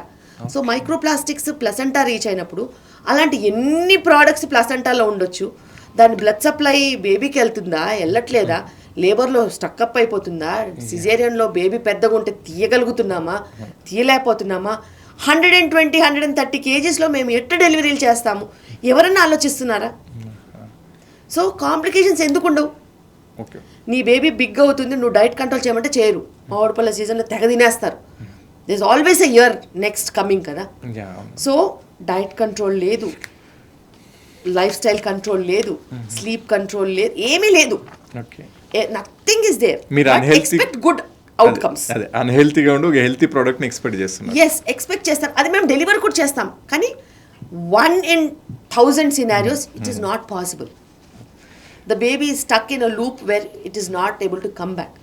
కొన్నిసార్లు బ్లడ్ క్లాట్స్ అయిపోయి, బ్లడ్ క్లాట్ మదర్కి వెళ్ళి మదర్ చనిపోతుంది, ఎంబాలిజం అని, బ్లడ్ క్లాట్ బేబీకి వెళ్ళి కూడా చనిపోతుంది, same embolism. These are accidents. Road మీదకి వెళ్తే యాక్సిడెంట్ అయితే ఎవరు చచ్చిపోతారు? ఆడొచ్చి రాంగ్ కొట్టినా చచ్చిపోతారు, నువ్వు వెళ్ళి రాంగ్ కొట్టినా చచ్చిపోతారు. It's just an accident. And యాక్సిడెంట్కి మనం ఎంత విశ్లేషణ చేసినా కూడా మనము రీజన్ కొన్నిసార్లు కనుక్కోగలుగుతాం, కొన్నిసార్లు కనుక్కోలేము. కనుక్కుంటే నెక్స్ట్ టైం ప్రివెంట్ చేయగలుగుతాం. మేడం, మీరు ఈ డాక్టర్ లైఫ్ ఎలా ఉంటుంది మేడం? బేసికలీ డాక్టర్ లైఫ్ చాలా ఘోరంగా ఉంటుంది. ఘోరంగా. ఇప్పుడు ఒక 10-20 years నుంచి కన్జ్యూవ్ కానీ ఒక కపుల్ని వాళ్ళకి సపోర్ట్ చేసి, మీరు సపోర్ట్ చేసి కన్జ్యూవ్ అయినప్పుడు వాళ్ళు వచ్చి మిమ్మల్ని కాలు మొక్కడం చాలా ప్రేసియస్గా చూస్తాను, లైక్ గాడ్గా. డాక్టర్స్ని 100 times కాళ్ళు మొక్కుతారు, 2 times బొండికి కూడా పిసికేస్తారు. సో 2 విధాలుగా ఉంటుంది, నంబర్స్ ఒకటే మారుతాయి. So we have seen lot of respect, we have seen unrespect and ill behaviour also. Madam, ఇంత మిమ్మల్ని దేవతలా భావించేసి ఆ ప్రెగ్నెన్సీకి సపోర్ట్ చేసినందుకు మీ కాళ్ళు మొక్కినప్పుడు, ఆ రోజు వెళ్ళి మీరు నైట్లో పడుకున్నప్పుడు మీకు ఎటువంటి ఫీలింగ్ ఉంటుంది? ఒక బేబీ సమ్ హ్యాపెనింగ్, దానికి రీజన్ మీరే సో ఉంటారు, మిమ్మల్ని అక్కడి నుంచి ఒక డెవిల్లా చూసినప్పుడు, ఆ రోజు మీరు వెళ్ళి పడుకున్నప్పుడు వాట్ ఈస్ మేడం 2 రోజులు ఎలా ఉంటుంది? పాజిటివ్ ఎవరన్నా ఏదన్నా చెప్తే we are the same because we work. But ఏదైనా నెగటివ్ అయినప్పుడు సుమారుగా 1 week to 15 days నిద్ర లేని రోజులు ఉంటాయి మాకు. బికాస్ వస్తూ పోతూ ఉంటే కూడా తిడుతూ ఉంటారు, గునుగుతూ ఉంటారు, దూషిస్తూ ఉంటారు. అలా వెళ్తూ వస్తూ ఉంటే కూడా అదిగో చూడు ఆమె అని అంటూ ఉంటారు. సో అలా నిందించే వాళ్ళు నిందిస్తూనే ఉంటారు. ఒక వారం 10 రోజుల వరకు నిద్రనే పట్టదు. But it's a part and parcel of profession. మనం చూస్ చేసుకున్నాం కాబట్టి మనకు తప్పదు. అది దానికి ఏదో విధంగా మనం న్యాయం చేస్తూనే ఉంటాం. బేసికలీ అందరికీ పలానా డిసీజెస్ ఇలా ఉంటాయి. బేసికలీ ఎక్కువగా డాక్టర్స్కి ఏ విధమైన డిసీజెస్ ఉంటాయి? Basically common diseases, sudden heart attacks doctors, sudden heart attacks and life style disorders ఉంటాయి. ఫర్ ఎగ్జాంపుల్ మనం చాలా ఎక్కువగా సర్జికల్స్ కేసెస్ చేస్తూ ఉంటే బోన్స్ అన్ని వేరౌట్ అయిపోతే బోన్ పెయిన్స్ ఎక్కువ వస్తూ ఉంటాయి. ఎక్కువ గంటలుగా ఇప్పుడు రోబోటిక్ సర్జరీస్ కానీ లాప్రోస్కోపిక్ సర్జరీస్ కానీ ఇవన్నీ చేసినట్టు అయితే 4-5 hours నిల్చోవాల్సి వస్తుంది. అలాంటప్పుడు కాళ్ళు నొప్పులు ఉంటాయి. సో మోకాలు నొప్పులు, ఈ స్థూలకాయ సమస్యలు ఎక్కువ ఉంటాయి. ఎందుకంటే సిట్టింగ్ జాబ్స్ ఉన్న వాళ్ళకి, సిట్టింగ్ డాక్టర్స్కి బ్యాక్ పెయిన్స్ ఇవన్నీ కామన్. కానీ స్ట్రెస్ ఎక్కువ తీసుకుని స్లీప్ సాక్రిఫైస్ చేసిన వాళ్ళకి ఎక్కువగా higher incidence of heart attacks ఉంటాయి. బయట డాక్టర్ కెరీర్ అనేది ఒక బిగ్ గ్లామరస్ పోస్ట్లా క్రియేట్ చేశారు. ఏం చెబుతానంటే మా కూతురు డాక్టర్ ఇలా చేశారు. ఇక్కడ మీరు చెప్తుంది క్వైట్ ఆపోజిట్లో. ఓన్లీ డాక్టర్ నా కూతురు అని చెప్పుకున్న వాళ్ళకే బాగుంటుంది, డాక్టర్కి మంచిగా ఉండదు. ఎందుకంటే కష్టం సుఖం మేము కూడా చూస్తాం కాబట్టి మాకు ఎట్లా ఉంటుందో మాకు తెలుసు తప్పితే ఒక డాక్టర్ ఇంట్లో ఉంది అంటే వాళ్ళకున్న పాజిటివ్ వేరు, మాకు డే టు డే మేము చూస్తాం. అలాగే ఆర్మీ, బోర్డర్ లో army, police, doctor life bullet తీసుకునే వాడికే తెలుస్తుంది పెయిన్. నా కొడుకు బుల్లెట్ తీసుకుంటున్నాడు అనే వాళ్ళకి వేరే ఉంటుంది కదా. సో డాక్టర్, పోలీసు వీళ్ళందరూ లైఫ్ ఒకేలా ఉంటాయి. బట్ బయట అయితే ఓవర్ గ్లామరైజ్డ్ అయిపోయి చూపిస్తూ ఉంటారు. మేడం, ఈ కార్పొరేట్ బయట వింటున్నాం, ఈ కార్పొరేట్ హాస్పిటల్స్ అందులో పనిచేసే డాక్టర్స్కి మీకు మంత్లీ 10 సిజరీన్స్ ఖచ్చితంగా చేయలేదు, నార్మల్ అయినా మాకు సంబంధం లేదు, మీరు ప్లీజ్ కన్వర్ట్ టు సిజరీన్ అనే ఒక బయట రూమర్ ఉంది madam, it is right are wrong madam? ఎప్పుడైతే నార్మల్ డెలివరీకి సిజేరియన్కి ప్రైస్ వేరియేషన్ ఉంటుందో ఓకే మేడం. అప్పుడు ఇలాంటి పంచాయతీలు ఉంటాయి. ఓకే 15 ఏళ్ళు అయిపోయింది, ఓకే ఏ డెలివరీకైనా సేమ్ ప్రైస్ పెట్టి, ఇంకా అప్పుడు ఎందుకు వస్తుంది పంచాయతీయే రాదు. ఓకే. సో ఎనీ టైం ఇప్పుడు ఇప్పటికే చెప్తాను, నేను ప్రాక్టీస్ చేస్తున్నాను 15 సంవత్సరాలు అయిపోయింది మానేసది. Okay 15 years back I stopped charging differently for different deliveries. Okay yes, if there is a high risk we charge extra. High risk వేరు, okay normal deliveries, caesarean, basic deliveries there is no difference in billing అని పెట్టుకుంటే you will stay without influence of money, pressure, fame, nothing. So అప్పుడు hospital కూడా normal డెలివరీకి high priority sir, ఎందుకంటే సిజరీన్కి అట్లానే lot కాదు. ఆఫ్ ఎక్విప్మెంట్స్ అవసరం. నో ఏ డెలివరీకైనా ఎక్విప్మెంట్ ఆల్మోస్ట్ సేమ్ ఉంటుంది, ఏదో కొన్ని డిస్పోజబుల్స్ అటు ఇటు తప్పితే Okay. ఎక్విప్మెంట్ సేమ్, నార్మల్కి సిజరీన్కి same equipment. Almost same equipment, there is nothing very extra. ఎందుకంటే ఇన్స్ట్రుమెంట్స్ అన్ని మళ్ళీ యూజ్ చేసేవే కదా, Yeah. అవి అరిగిపోయే ఉంటాయి. అయాన్ ఇన్స్ట్రుమెంట్స్ అవి, ఓకే. డిస్పోజబుల్స్, గ్లవ్స్ ఏనాయి. సో వన్స్ అపాన్ టైం ఎందుకు మేడం మరి రెండు ఈక్వల్? బేసికల్ ఏమనుకుంటున్నారంటే సిజరీన్కి టూ మచ్ అంతే. ఇప్పుడు మరి పెయిన్ మేనేజ్మెంట్ లో వీళ్ళకి ఎపిడ్యూరల్స్ వచ్చేసాయి కదా, వాళ్ళకి అనస్థీషియా ఇచ్చినప్పుడు వీళ్ళకి ఎపిడ్యూరల్స్ వచ్చాయి, వీళ్ళకి ఎంటనాక్స్లు వచ్చాయి. సో ఆల్మోస్ట్ సేమ్ అయిపోయింది. అండ్ టైము, ఇప్పుడు మనకి నార్మల్ డెలివరీకి number of hours of service ఎక్కువ ఉంటుంది, ఓటీకి నంబర్ ఆఫ్ డిస్పోజబుల్స్ కొంచెం ఎక్కువ ఉంటుంది. కానీ ఓవరాల్గా మనం చూసుకున్నట్టు అయితే బిల్లింగ్ సేమ్ వస్తుంది. మనం ఫైనల్గా చివరిగా వన్స్ అపాన్ టైం మనం కొన్ని ఓల్డ్ మూవీస్లో చూసినట్టు పొలాల వెంబటి ఓ పోస్ట్ మ్యాన్ మాదిరి బ్యాగ్ వేసుకొని తిరిగిన ఒక డాక్టర్ ఇప్పుడు కొన్ని వందల అపార్ట్మెంట్లు అంటే అపాయింట్మెంట్లతో ఫ్లోర్లతో లావిష్గా హాస్పిటల్ ఇవన్నీ ఇక్కడ నుంచి ఇక్కడ ట్రాన్స్ఫార్మ్ అవ్వడానికి కార్పొరేట్ సిస్టమే ఒకటే కారణమా, లేకుంటే public health also impact madam? ఎప్పుడైనా అలా ఊర్లో ఉన్న డాక్టర్స్ ఉంటారు, మధ్యస్థంగా టౌన్స్లో ఉన్న డాక్టర్స్ కూడా ఉంటారు. అదేవిధంగా హై అండ్ కాంప్లికేటెడ్ కేసెస్ చేయడానికి equipment, technology, technique, team work, allied specialities ఉన్న కార్పొరేట్ హాస్పిటల్ కూడా ఉండాలి. సో వీళ్ళు అవ్వచ్చు, వాళ్ళు చాయిస్ తీసుకుంటే వీళ్ళు అవ్వచ్చు. కానీ అన్ని సిస్టమ్స్ అన్ని వేళ ఖచ్చితంగా అవైలబుల్ ఉండాలి. లో రిస్క్ పేషెంట్లకి హై రిస్క్ వాళ్ళు ఏం చేస్తారు? ఏం చేయలేరు. సో లో రిస్క్ వాళ్ళు పల్లెటూళ్ళల్లో నార్మల్ డాక్టర్స్ కూడా కేర్ తీసుకోవచ్చు, ఎంబీబీఎస్ వాళ్ళు కూడా డెలివరీ చేయొచ్చు, మల్టీ స్పెషాలిటీ అప్రోచ్ ఇవ్వచ్చు. కరెక్ట్గా టైంకి రెఫర్ చేసుకుని నెక్స్ట్ లెవెల్కి పంపిస్తే చాలు, వీళ్ళు చేయలేనివి. అలాగే టౌన్లో ఉన్న డాక్టర్స్ మ్యాక్సిమం వాళ్ళ దగ్గర ఏముంటాయో వాళ్ళు చేసుకోవచ్చు, కష్టమైన కేసెస్ నెక్స్ట్ లెవెల్కి పంపించాలి. సో హయార్కీ సిస్టంలో మనం ఇప్పుడు అర్బన్ పాపులేషన్లో ఇంత పాపులేషన్కి మరి ట్రీట్మెంట్ ఇవ్వాలి అని అంటే ఒక పెద్ద సెంటర్ ఉండాలి కదా. చిన్న సెంటర్స్ కంటే పెద్ద సెంటర్ ఆల్వేస్ బెటర్. ఓకే అండి, thank you madam, thank you so much ma'am. చాలా గుడ్ కన్వర్జేషన్ నడిచింది. మీరు మిగతా ఇంటర్వ్యూస్ కంటే కొన్ని డిఫరెంట్ క్వశ్చన్లు అడగడానికి ప్రయారిటీ చూపించారు. Thank you.